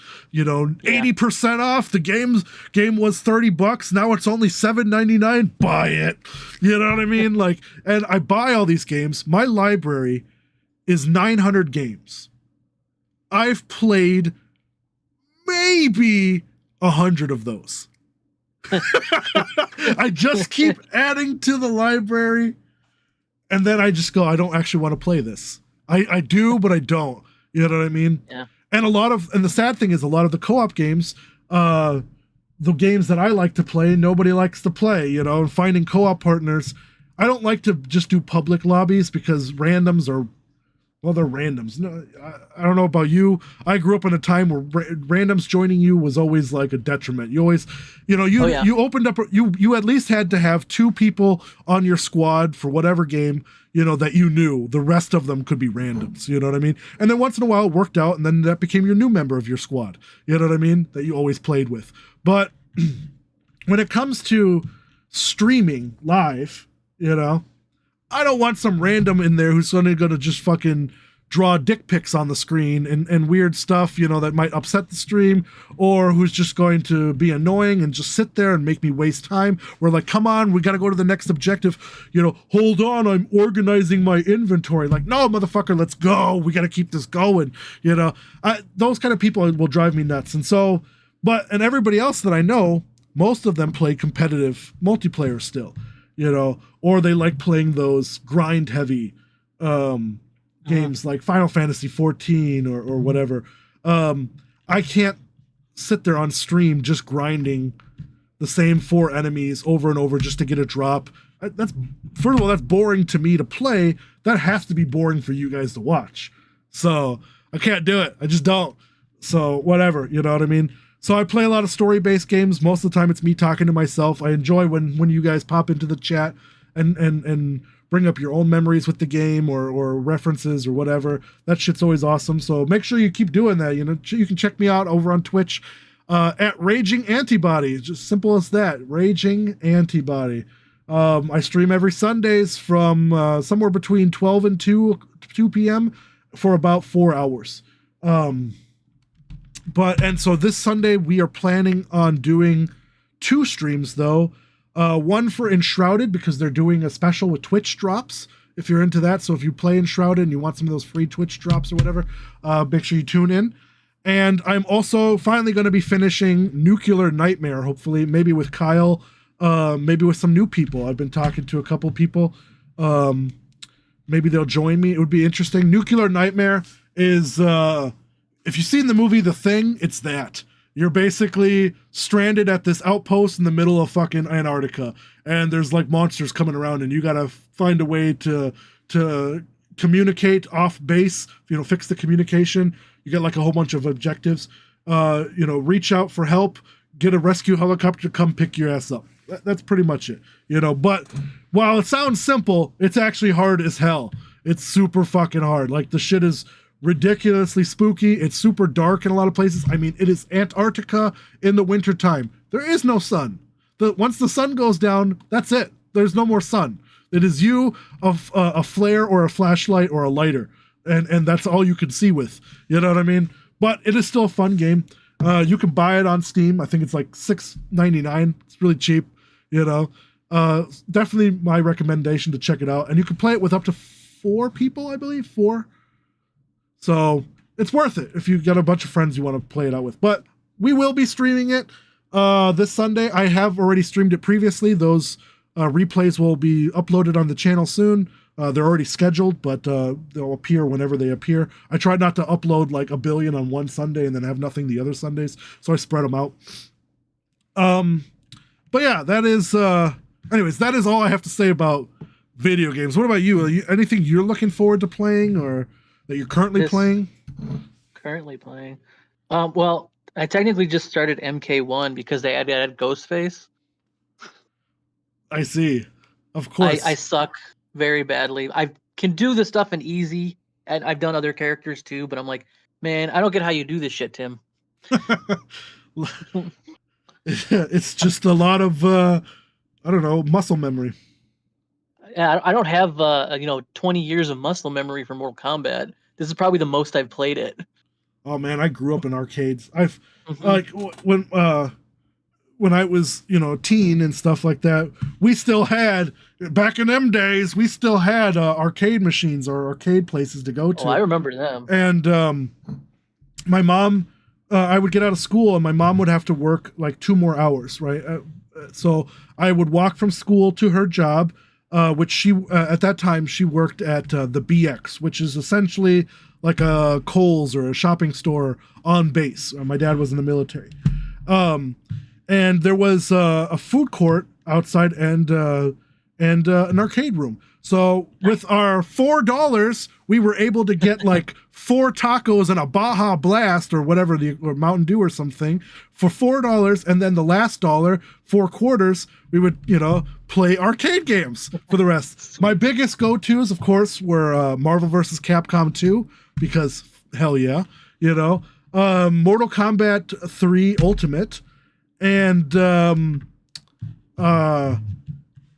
don't know if you guys will remember this one. It was called Time Crisis. It was a light gun shooting game. I remember that. Yeah, so you had the light gun and stuff. It was between that or House of the Dead, which also had the light guns and stuff like that. But those, I love those. I could play those all day, just sitting there blasting away, eating my tacos. And we also had a pizza place nearby that sold pizza by the slice. Check it out. The pizza was cut into into 4 quarters, right? 4 slices. So there were huge slices of pizza. I mean, they were 18-inch pizzas cut into 4 slices, right? That slice of pizza and a soda was $2. Nice. Where can you buy a $2 slice of pizza now? No. You can't even get right? Yeah, you can, like, holy shit. So, and there's only like 1 or 2 places I can think of where you can actually just get a slice anyway. Yeah, but even then they're like $6 a slice. Uh-huh. And that's without the drink and stuff. Yeah, I know I took a couple of dates there once. It was interesting. But this place was called Anthony's Pizza. I don't know, I haven't been on a base in a while, but I wonder if they still exist. If they do, if you're a military guy watching this, You know, 100%.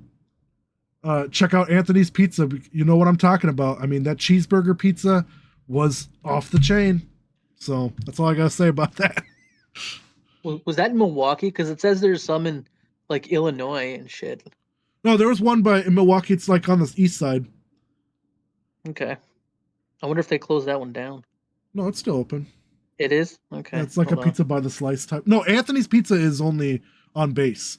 This place on the east side, I don't know what it's called. I can't remember. It's near there's one called Ian's Pizza, I think, on the east side. That might be it. I'm not sure. All I know is that, you know, they sold alcohol, soda, and pizza by the slice, or you could get a whole pizza. And it was really good. It's always been good, you know. And the dates I ever took there, they had no complaints. They loved it, you know.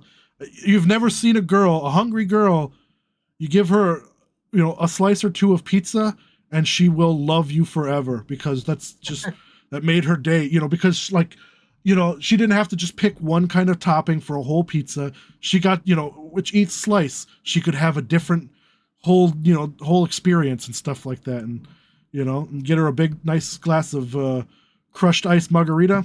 She was good to go.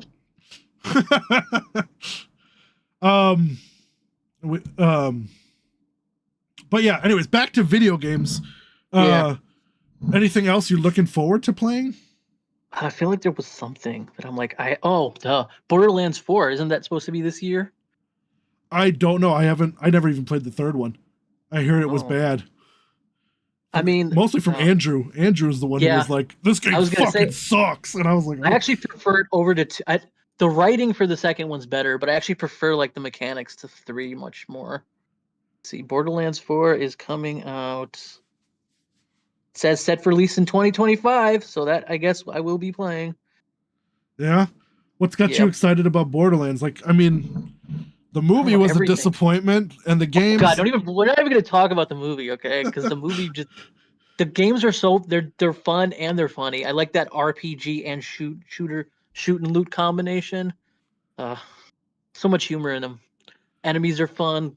I feel like I got burned out about the humor in the first game, because I couldn't stand it in the second game.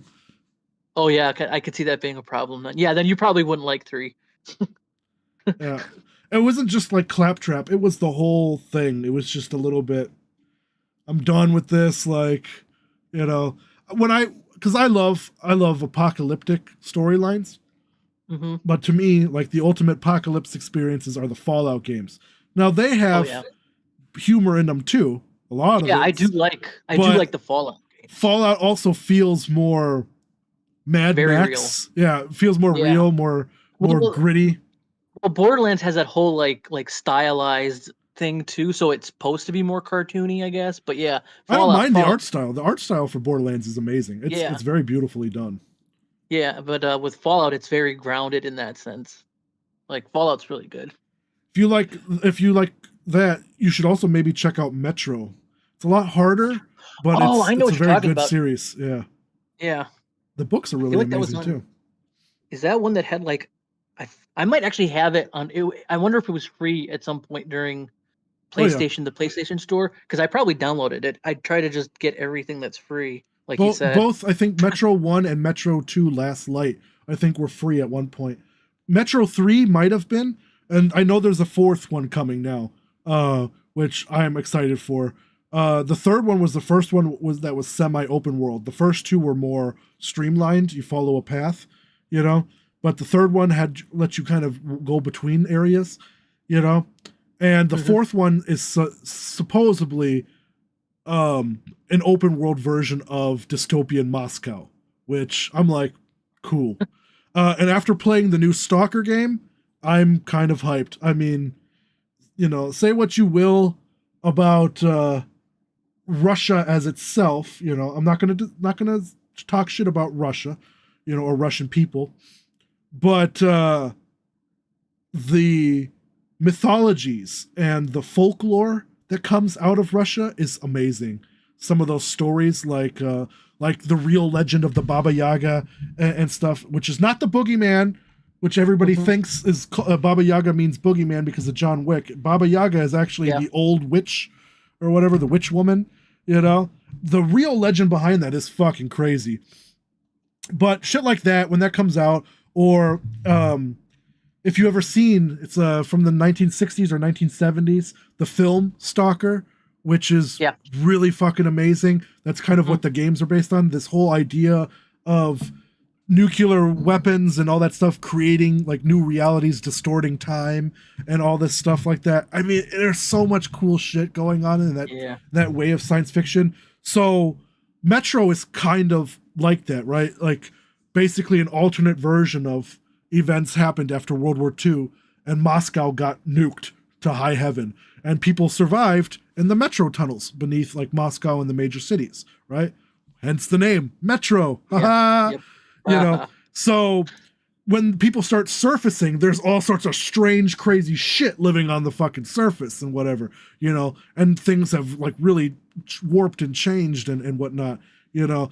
And if you read the books are pretty intense, you know, but the games do a pretty good job of translating all that. The games go way beyond the books. Like they make up a lot of shit for their own narrative and stuff like that. But it really is a very different kind of apocalypse experience. You know, it's not just raiders and scavenging for some measly materials so you can survive, which is most common in most survival apocalyptic games. No, this game is very heavily on the philosophical things that of your choice, about your choices that you make and the people that you kill or the people that you help. And so it's really way more in depth than any of the Fallout games have ever been, which is surprisingly, I mean, the games are still somehow, let's put it this way, the Fallout games are still more fun to play if you're the type of person who just wants to go exploring. But if you're looking for a more meaningful story, Metro is the better choice. Okay. So I'm hyped for the fourth one whenever it comes out. All I know is it was announced, but I don't know any kind of release date or nothing. Yeah. Metro 4. Yeah, the problem is when they announce things way too early now. Yeah. For all you know, you won't get it for like 5 years. Like Elder Scrolls 6 that got announced like 7 years ago or whatever. They dropped that teaser trailer and that's the last we heard of it. What also drives me nuts are the cinematic trailers for games. They drop a ton of cinematic trailers, none of which show the gameplay. And then when the game finally gets revealed, it's like, it's crap. It's nothing what those cinematic trailers promised. You know, and that kind of whatever bugs the crap out of me. Ooh, here's the one you missed that's coming out. I cannot wait to see this. The Monkey. Oh, see, I saw that, but I wasn't sure if it was February. But yeah, first of all, Stephen King. The guy directing it is the guy who directed Longlegs, and that guy's straight up fucking bananas. Just if you ever get a chance to check out any interviews about this guy or whatever, this guy is fucking bananas. Like the way he looks at things, it's really cool. But if you've read the book or the story, The Monkey, which is in the book Skeleton Crew by Stephen King, the story is bananas.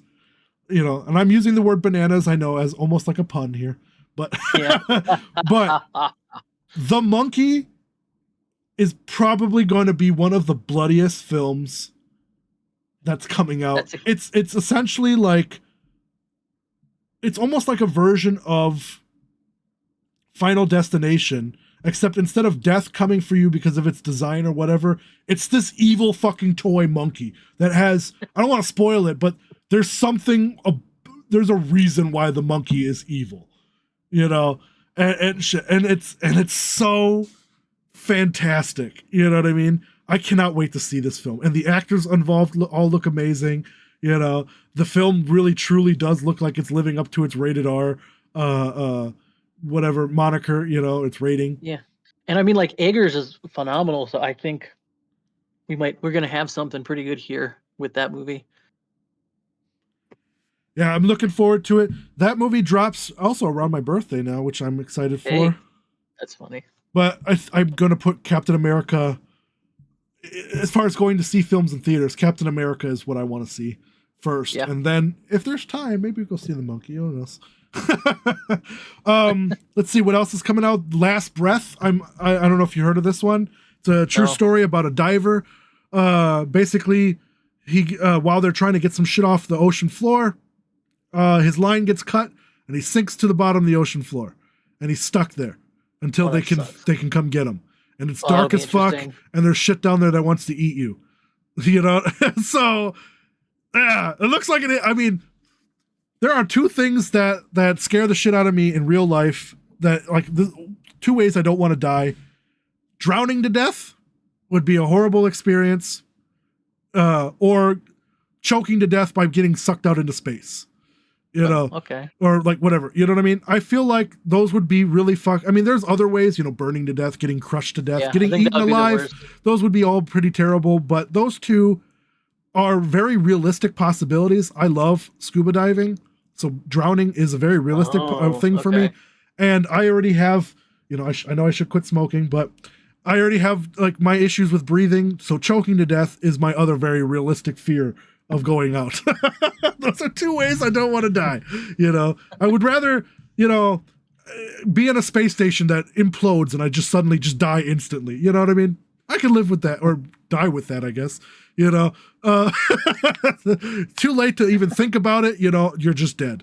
It just happens. You know what I mean? That's the kind of way I want to go. Yeah. Yep. But so these kind of movies, Last Breath, or a couple of years ago, or many years ago, on my birthday, we watched Gravity. You know, that was another movie that had me holding my breath, because I was like, fuck, dude, can you imagine being stuck out floating into space, just constantly floating into a direction? Nobody can stop you. You're just going to eventually run out of oxygen and die in your suit while floating out there. You'd see a lot of cool shit, I guess, but... What the hell was the movie? You know the one with Ryan Reynolds in the coffin or whatever? Was that just like Buried or something? Yeah, Buried, yeah. That one, that's one too. Where you're like that. That one though, it sucked for him because he had a phone and he did call for help. He was telling them where to find him, and they still couldn't find his ass. Mm-hmm. But whatever. But yeah, Last Breath looks interesting. Let's see. I definitely am not. In no way or shape or form am going to see Kinda Pregnant. Because A, I hate Amy Schumer, and B, that movie just looks like utter garbage. Like, it's not even like where I watched the movie Trainwreck because I thought, well, at least it looks kind of funny, but that movie wasn't. This movie just looks straight up awful. Have you seen this movie yet, or the preview for it? It's called Kinda Pregnant. I've just seen the poster for it. It looks straight up like poop and fart jokes, and that's all it is. I mean, I like Trainwreck though, so this movie is worse than Trainwreck. Okay. This movie is like that sequel they made to Dumb and Dumber without Jim Carrey. Oh, God, yeah. This is what that movie looks like. This is what this movie looks like. Yeah. This is like somebody who watched Bridesmaids and didn't like get why it was funny and why it was successful, and tried to write their own version except about a pregnant lady. Oh boy. It just looks straight up awful. For those of you in the chat who are or whatever watching the stream, you know, go check it out. The trailer. Maybe you'll disagree with me. You know, maybe we have different comedy tastes. When it comes to comedy, I'm very more miss than hit. There's not a lot of things that I chuckle at unless it's like really chuckle worthy. You know, not, you know, unless I'm stoned out of my mind or some shit like that, then I laugh at everything, you know. but for the most part, you know, there are movies that are like, that people go, that's absolutely hilarious, and I'm like, this is the dumbest thing I've ever been subjected to. You know, why am I still watching this? You know, I want my time back. The one currency you can never replace. That's true. So that is a movie I'm definitely on my skip list. I mean, like I said, I'll watch it, but it's obviously not any priority of any sort. I probably won't like it either, but whatever. What is this movie? In the Lost Lands.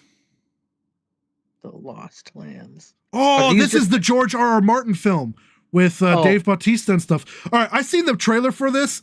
It looks very early 2000s Mila Jovovich action movie vehicle. Well, I guess you know who directs it? Paul W.S. Anderson. Yeah, it looks bad. I heard at first about it because, George R. R. Martin, right? Game of Thrones guy.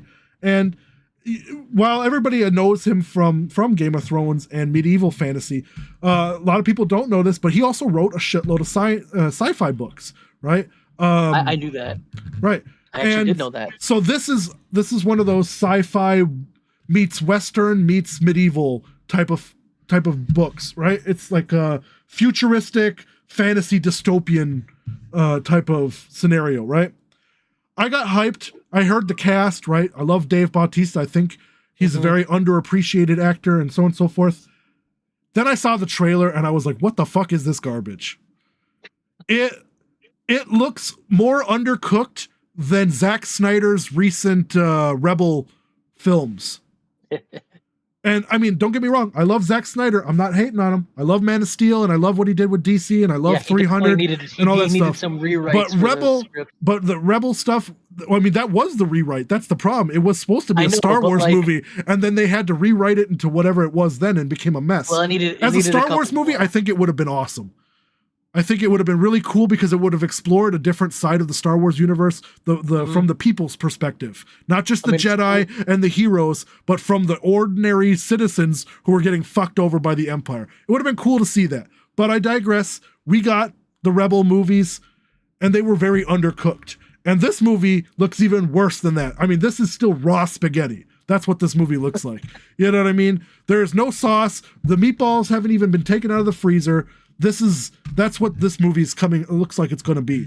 And especially since we're now in 2025, such a weird fucking thing to say, this movie looks like it should have came out in like 2004. Yeah, I think that's again where Paul W.S. Anderson stuck. Yeah. I mean, back then, don't get me wrong, his movies, I loved them. Because they were like these goofy, but they were entertaining, right? But now it's like after movies like Ultraviolet and shit, then I was like, ugh, these movies kind of suck. And then the whatever amount of Resident Evil sequels that came out, they were all pretty much worse to worse, So I mean, if that's your thing, again, my opinion, I don't like them. I think they're bad. But if you're into those kind of movies, then maybe this movie is right up your alley. And it's called In the Lost Lands. So the trailer's out for it now, too. You can check that out anywhere on YouTube. What else we got here? Vicious, an upcoming American horror film written and directed by Brian Bertino. It stars Dakota Fanning, Catherine Hunter, Mary McCormack, Rachel Blanchard, and Devin Nakota. Oh, interesting. It does not say. Does that say February? Yeah, this is all February. It's called Vicious. Yeah, I'm looking at it. There's absolutely no fucking information. No plot details. So, Vicious, everyone. I guess that's a movie that's coming out. There's nothing I can say about it because there's absolutely nothing here. Scheduled. What do we got here? Renner, what is this? There's a movie with Frankie Muniz coming out. Oh, it already came out. No, it's coming out in this week on February 5th. What's it about? The movie is called Renner, Renner. It stars Frankie Muniz, Violet Bean, Marcia Gay Harden, Taylor Gray. I know Marcia Gay Harden. Yeah, that's what's the plot details for this one here? Directed by Robert Ripberger. Don't know who that is. Premise, here we go. Computer whiz Renner attempts to win over his neighbor Jamie with the help of an AI life coach named Salinas. However, he soon discovers that he inadvertently programmed his manipulative mother's personality into the AI. So it's another evil AI movie. Okay, well, to be honest, all right, I just watched, have you heard of this movie, Companion? Yeah, I heard of it. Okay, awesome movie. I will say that. I mean, it's not it's not going to blow your mind or anything like that. It doesn't say anything that Facebook memes haven't already said, but it is still a really hilarious and well done film about a sex robot that becomes self-aware and doesn't want to be treated like an object and goes on a fucking killing spree. It is awesome in that sense. You know what I mean? Like, it is that what if question that people have memed about when they said, like, real life sex robots, what if one day they just decide to fucking kill you? If they get sick of your shit, no more bend over whenever you want, she's tired of it or whatever, and they snap. What if that happens? It's a fucking robot, right? What are you going to do? You can't put up a fight. That thing can snap you in half.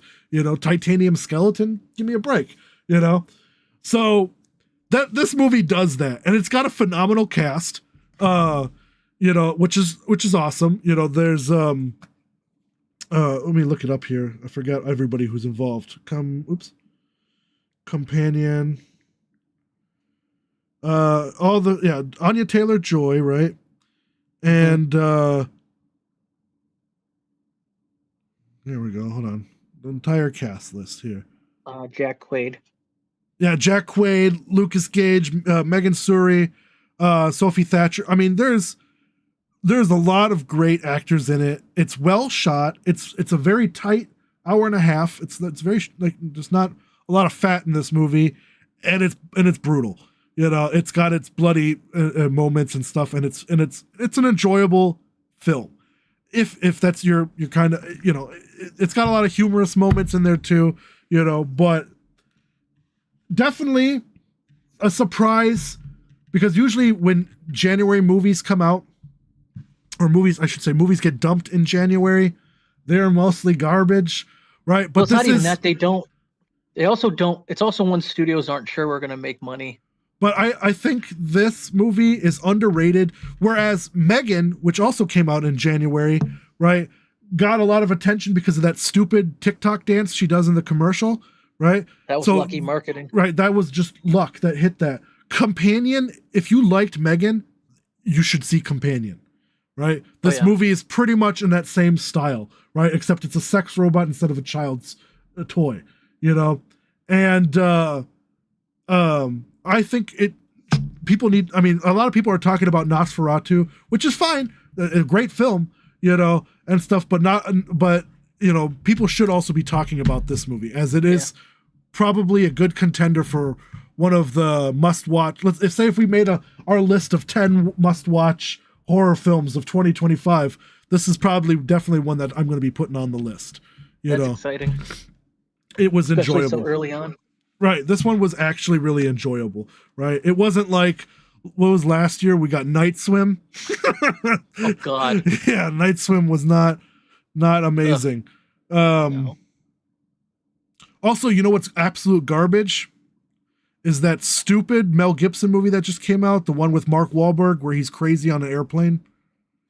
Yeah, I know what you're talking about. That movie is utter stupid, and the premise breaks 20 minutes into the film because there's only one crazy guy.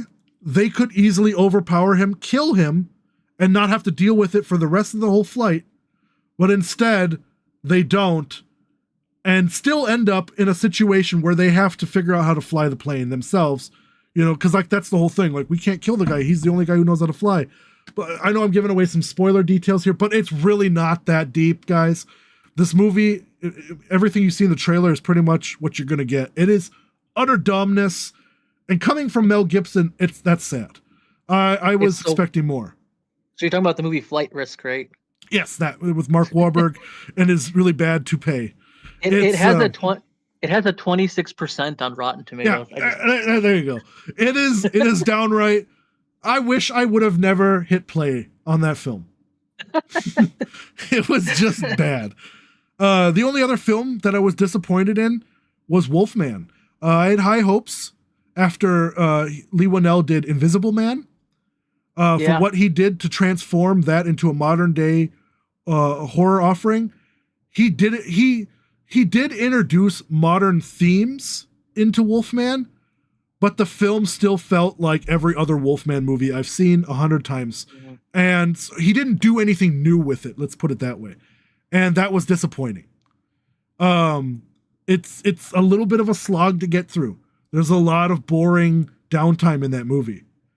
You know, and it's supposed to be tense, but it's not. It's just boring. You already know what's going to happen. He's going to suddenly transform or some other shit's going to happen.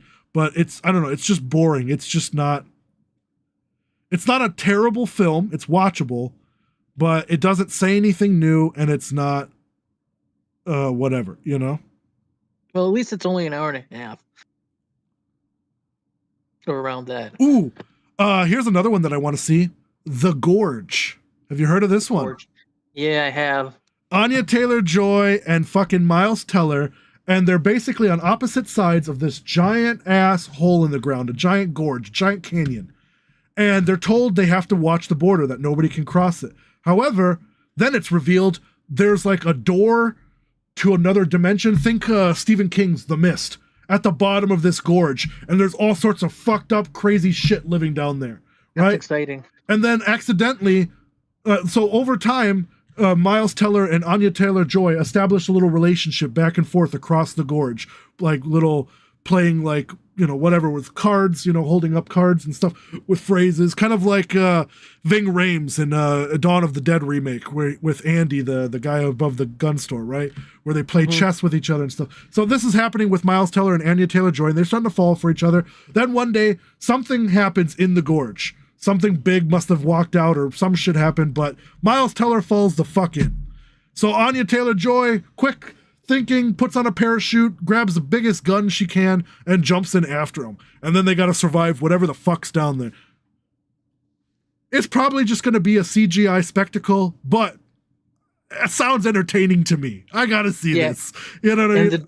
I love both of those actors, and I think it's gonna be awesome. And Scott Derrickson's the director, and he just recently did The Black Phone, and and Sinister. He also did Sinister. Yeah. So I'm looking forward to seeing. Hopefully, they use a little bit more practical effects to make the monsters, but I am still looking forward to seeing a bunch of grotesque, crazy shit down there. You know, I hope it's not just a bunch of zombies or mutant like soldier dudes or whatever. I want to see some real Lovecraftian fucking nightmares down there. You know what I mean? I want to see the same kind of shit that grossed me out in Peter Jackson's King Kong when those motherfuckers fell into the bug pit. That shit made my skin crawl, and it bothered me for days on end, you know, because I could just imagine being eaten by a giant cricket or leeched or something. Oh, just no. You know, little bugs already bother me enough. The big ones were even worse. So if they have shit like that down in the bottom of the gorge, I will fucking love it. I'm 100% in there. One of my favorite, more, let's say, indie horror films is called Love and Monsters, for that simple fact that it's a fun story, but the giant bug apocalypse is just amazing. Like, you gotta love it. Yeah, so that's coming out now in February. Got another Bridget Jones' Diary movie coming out. I don't know how far they can take that. Didn't she, the last one she had a kid, I thought, and I don't know where they're going with that anymore. There's a lot of movies from India coming out. Looks like a lot of Bollywood. The Cleaner, I don't know what this is. Daisy Ridley's new movie. I don't really like Daisy Ridley. She is such a one-note actress. She's like the British version of Kirsten Stewart, in my opinion. She just doesn't have range. I mean, Kirsten Stewart has surprisingly developed more range now as an adult, taking more risky roles, which was actually really cool. I loved her in that where she played Princess Diana. That was a good one. My Personal Shopper is a good one. And more recently, that bodybuilding crime movie was also pretty decent. But otherwise, Kristen Stewart was always kind of a blank-faced, you know, you could replace her with anybody type of thing. And I feel that way about Daisy Ridley. What is this movie called? The Nighttime World. The themes of life, death, and atonement whisper through each story as Nada gets pulled deeper down a rabbit hole with a mysterious woman who claims to be a vampire. Okay. Was that a Bollywood, or are you? No, this is a regular film, Okay. and it's rated R. It's a horror film. It's already available on Fandango. I don't know. Looks weird. And there's a Smurfs movie coming out. Fuck. Yeah, I knew about that too. No thanks. I'm good on the Smurfs. um. Yeah, that's kind of it. I don't know what this movie is. The Witcher: Sirens of the Deep looks like an animated Witcher sequel. If it's a sequel to, like, if it's like the show, the animated series on Netflix, then that's actually kind of cool. The animation's really cool, the story's really good. So if this is like a movie like that, maybe worth seeing. But to be honest, ever since Henry Cavill left the show, I'm kind of uninterested. I do want to play The Witcher 4 whenever that comes out. What is this movie? Goat. It just says comedy. There's no information about it. Okay. Well, that's Paddington in Peru. Yep. Yeah, pretty much everything else we've discussed here. You know, like I said, the biggest one I'm looking forward to is return to form for Marvel with Captain America. I can't wait. The Monkey is definitely high on my list. The Gorge. I don't know if I'd see The Gorge in theaters or just get a screener of it. It says it's Apple TV. It's going to be released on Apple TV. I'm assuming that means it's not getting a theatrical release. No, it says it's getting a theatrical release as well. Okay. But it is an Apple TV thing, so they might release it like a week after or at the same time. Who knows? But either way, if that's the case, then I can watch it at home for free. But yeah, The Monkey, Captain America, and that's it. That's about it that I'm like really looking forward to. The other ones, I'll see them when they come out. But I'm not holding my breath that, you know. Well, and as the year moves on, there's going to be more and more movies we're going to be excited We're for. only in January here. Oh, and of course, Last Breath and Hard Eyes. Those two. Mm-hmm. But again, those are also movies I think I'm going to wait.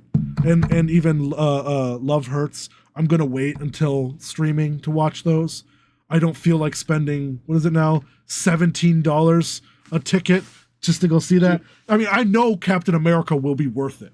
I know it'll be worth my $17, especially if I get that stupid Captain America popcorn bucket, which is probably $30, you know, and I'll carry my plastic shield to the, you're probably going to be with me, you and Andrew. Yep. So yeah, we can all dress up as our own Avengers, you know.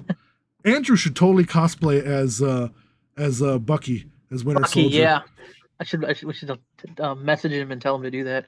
Yeah, he should totally cosplay as Winter Soldier. He totally looks like him, like a more skinny version of him, but he could do it. But yeah, and then maybe we'll see what the early reviews say about The Monkey.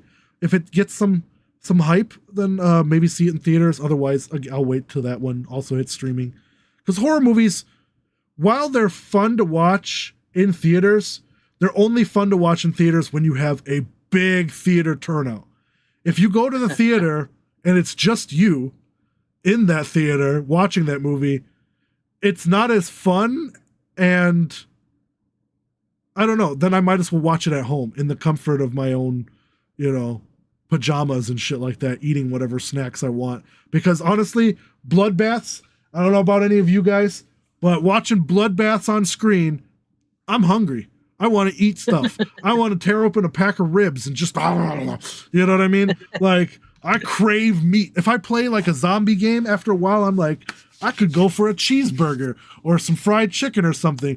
I mean, you watch enough people eat stuff or rip stuff apart, you just kind of, you know, it's like for smokers, when they watch people smoking in a movie, then they have to light up too. You know what I mean? Huh. It's just a thing. It's just subliminal messaging. You know what I mean? Which reminds me, like, share, and subscribe. Very not subliminal. Like, share, and subscribe. Make sure you hit that bell icon. You know what I mean? You know, smash that thing. Just fucking throw the whole fucking thing against the wall. You know. Tell all your friends. All right. Do the same thing. So, is there anything else you want to cover? I think we covered everything, man. We got through all the movies, all the video games. Any shows? Um, Any other shows left coming out? In February, I don't think so. No. I mean, I'm there's looking new right now. stuff too, but I don't know anything about that. I mean, currently what I'm watching is Severance season 2. Oh, Phenomenal that's right. It fucking show. started. I do not have Apple TV, so I'm not watching it above board. But but I am watching it. I love it. I recommend everybody out there to check it out. If you love strange psychological science fiction thrillers, Severance is definitely well acted, well done. The mystery is really cool. It's a little bit of a slow burn at first, but then it picks up and it's pretty crazy. Yeah, that's pretty much all I've been watching besides rewatching old shows. I rewatched all of The Good Place. I'm on like season 2 or 3 of rewatching Hannibal. I've been rewatching Naruto Shippuden. I'm on like season 7 or 8 or whatever. Where Naruto is training with the Eight Tails to become friends with the Kyuubi, the foxtail demon, so that they can merge their powers. I'm there. So I'm almost done with the Naruto Shippuden series, which I have a bet going with Jamie. If I finish it before she finishes the series for the first time, which I'm pretty much going to win here, she has to host one of the videos cosplaying as one of the characters from the series. So she's probably going to cosplay Tsunade, which will be fun. Let's see what else. I finished watching The Good Place, which I always lovely. I've rewatched twice The Magicians, and I got everybody else hooked on it so that they had to watch it all again.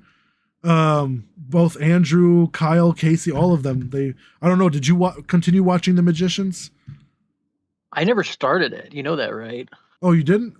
No, you're like, watch this, and I was like, okay, I have it in my queue. It's my next big show, but I have not started it. You need to watch it. It is so good. It is so good. I wish they would have kept it going. Some random news here. This isn't anything coming out anytime soon. It's just been announced. But Jerry O'Connell has signed on to bring back Sliders, which I'm hyped for. They're basically going to ignore seasons 4 and 5, and the show will continue after season 3.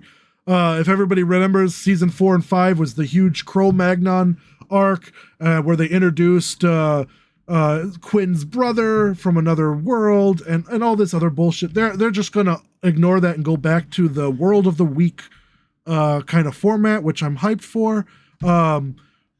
No more of that Cro-Magnon bullshit and stuff like that, which ruined the series. So that's coming, and it's going to be produced by Jerry O'Connell and his wife, Rebecca Romaine. Most of the actors are coming back. I believe John Arturo is coming back. The actor for Rembrandt, I think, died, so he's not. Or is it for Wade? One of them died, and they're obviously not coming back. But the other ones are all game, which is cool. So that's big news. A couple of shows got canceled, unfortunately. Looks like any kind of sequel to that Star Wars The Acolyte, that's done. That got canceled. That's not happening no more. I don't know. It's up in the air for Skeleton Crew. Honestly, I liked Skeleton Crew. I don't care what anybody says. It was... I like The Acolyte, too, and that one is a cliffhanger. Well, the Skeleton Crew was the Goonies in space. That's all it was. Fun. And it was fun. I mean, yes, kids are annoying and they do stupid shit and they say dumb things, but that's kind of the charm of the show, and then you have got Jude Law in the mix going, oh, I fucking hate kids. You know what I mean? It just worked. It was the Goonies in space. Was the story super immersively engaging or overly mind-blowing? No, but it didn't need to be. I mean, the Goonies was literally a bunch of kids looking for treasure, to save their town. That's essentially kind of what these kids are doing, right? Looking for adventure, they find it. Oh, big deal, right? But it was fun. However, no news on whether or not that is going to continue with the season 2.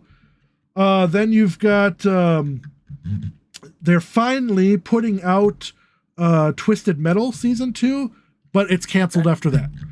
So, meaning they were probably going to cancel it for season 2 already, and then they were like, "But we already started filming some episodes," and so they were like, "Fine, you get like 6 episodes, and then you're done." There's of course Stranger Things, the final part of that. They're starting to drop trailers for that now, which that's the final. There's no more after that. It's going to be weird because I seen like the advertisement. You've got Millie Bobby Brown on one of the things going missing 14 years old, and I'm looking at Millie Bobby Brown and she's like in her mid-20s getting married now, and I think she's pregnant recently, and I'm like, she does not look 14 remotely. She hasn't looked 14 for a while. Her boobs came in a while ago, you know. I think like they were de-aging them all. Yeah, but honestly the de-aging is just not there yet. Doesn't, maybe it will be. Yeah, maybe.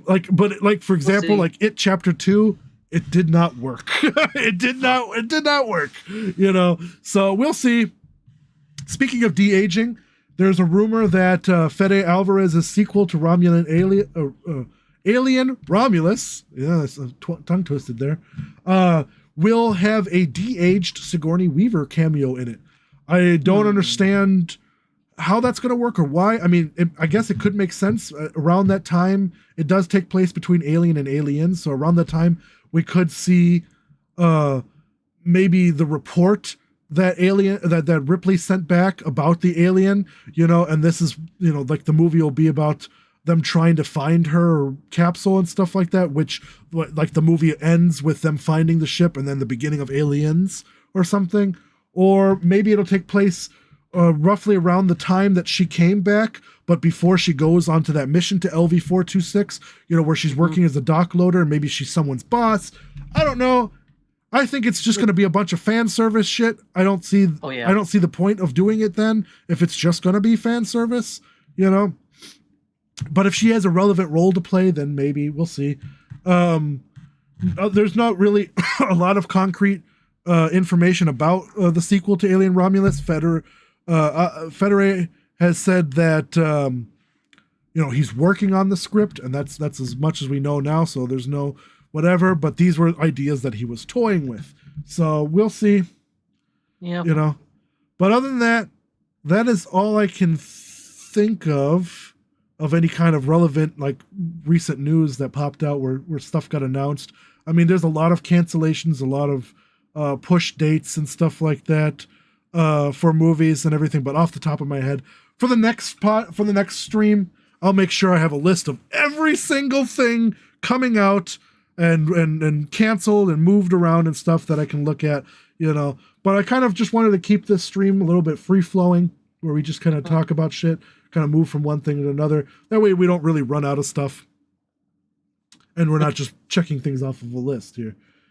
But yeah, is there anything else you want to cover? I think we covered everything. Yeah, kind of. Or I'll think of it as soon as we go off. Yeah, probably. Yeah, I should have made a list or something for this, but as whatever. For any upcoming more stuff for the channel, of course, we posted the schedule, or I posted the schedule in the community tab on our YouTube, on the channel. So just head over there and you can see everything that's coming out this month for us. Obviously the 4 game days every Sunday, I'll be streaming live on Twitch. So you come check it out, come talk to me, shoot the shit, whatever. And then we have a movie night coming on, I believe, on the 22nd of February. I will be hosting it here in the Discord. So any of you guys can join. I mean, the Discord link is in the description of all the videos. So just click the link, make a username, and you can join. Let us know who you are. Send me a message or whatever so I can prove your member status and whatnot. And then on the 22nd, I'll be streaming 3 movies into the shouting room where as many people who want to watch can join. Those 3 movies will be The Wolfman, September 5th, and Nickel Boys. So if you have any interest in seeing those, both September 5th and Nickel Boys are up for tons of awards. I got early screeners from the studios, so I'm going to share those with you guys, you know, like that. But completely free, so just join whenever. We'll probably start the marathon around, let's say 12 noon on that Saturday. And then, as long as it goes. And then when the movies are over, they're over, But yeah, other than that, we have our weekly videos coming out. I don't know if we're going to start doing the reviews yet. Again, we are currently interviewing a couple of people for the secondary host position, which when we finally pick somebody, hopefully you guys be respectful and welcome them to the channel, so on and so forth, but then that'll help us get these videos out more efficiently and whatever. I'm going to also be starting to work on a couple of different styles of editing and whatnot. YouTube has a lot of, let's say, restrictions when it comes to copyright and fair use. So we run into a couple of issues with them, but I feel like there's a couple of ways I can work around, because I don't want to just put a bunch of still images like a slideshow on the screen. I have more respect for you guys for that than that. You know what I mean? Like, come on, that looks a little amateur, right? You guys want to see some clips of shit going on to entice you to go actually see the actual movies, right? Because that's the point behind our list. We want to tell you guys about movies you may or may not have heard of, to go check out, or if it's movies that we all have heard of, to celebrate why those movies were awesome in the first place, and of course talk shit about all the movies that were garbage. Yeah. So anyways, that is the plan.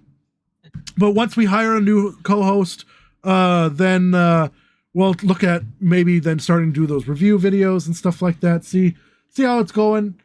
But yeah, that is all I can think of. Any final words? What do you want to say to our audience? Keep watching our stuff. I've noticed our subscribers are going up. We got a couple views, a couple videos that kind of took off. Pretty happy about that, and got to thank you guys for that. But yeah, keep spreading the word. Did you do anything to celebrate when we hit 1,000? I actually didn't. It just kind of happened, and I was like, I should do something, but here, let's all of you guys who are either watching this now or watching this on the replay, leave us a comment. If let's say we hit 2,000 or 2,500 soon, right? We're close to 2,000 almost. If we hit 2,500 in like by the end of February or something, what kind of celebration would you guys like to see? Like, we could do like maybe a celebration live stream where we all get drunk here on live stream and just talk shit about each other or something, or I don't know. I have a game called Let's Hit Each Other with Swords, and it's these giant foam swords. We could have like a battle royale or something in here, or I don't know. Like let us know in the comments any kind of ideas you guys want to do.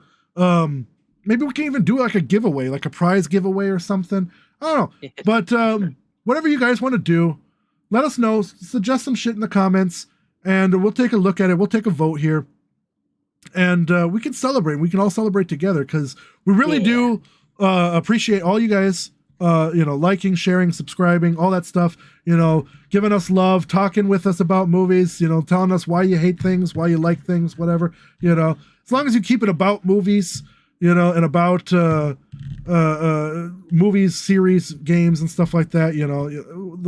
There's been a few people who have gone a little bit, let's say they got a little touchy, they got a little too personal, that we don't appreciate. That's we don't want that. If you want to give us a compliment, sure, that's fine, but we don't like the trash talking about certain people. That's not cool, man. So, but regardless, if you guys have any suggestions, let us know. And well, I guess we're gonna call it quits here at the end of our stream here. We did 2 hours, which went by pretty fast, right? Surprisingly, you were like, man, 2 hours seems like a long time. I'm like, it's not, man. Well, I've done a live stream before. 2 hours goes by quick. It does, but I was more like, I know this is bad. I was thinking algorithmically, because we have to do that now. Fuck the YouTube algorithm. Yeah, I've noticed. Yeah, those live streams will be like an hour and a half, and I'm like, okay, that's again popular ones. We'll see how it goes. This was fine, actually. This worked out. This was fun. But yeah, I've been your host, Raging Antibody, and with me was Steven. I'll just call myself Steven. Call you Steven. All right. No nicknames, huh? Blockbuster 13. Do I have it? Yeah, that's we'll go with Blockbuster 313. That's how There you you'll go. know me. There you go. Blockbuster 313. All right. Yep. Thanks for watching, guys. And we'll catch you guys soon. Let me hit the thing here. And all right. Deuces.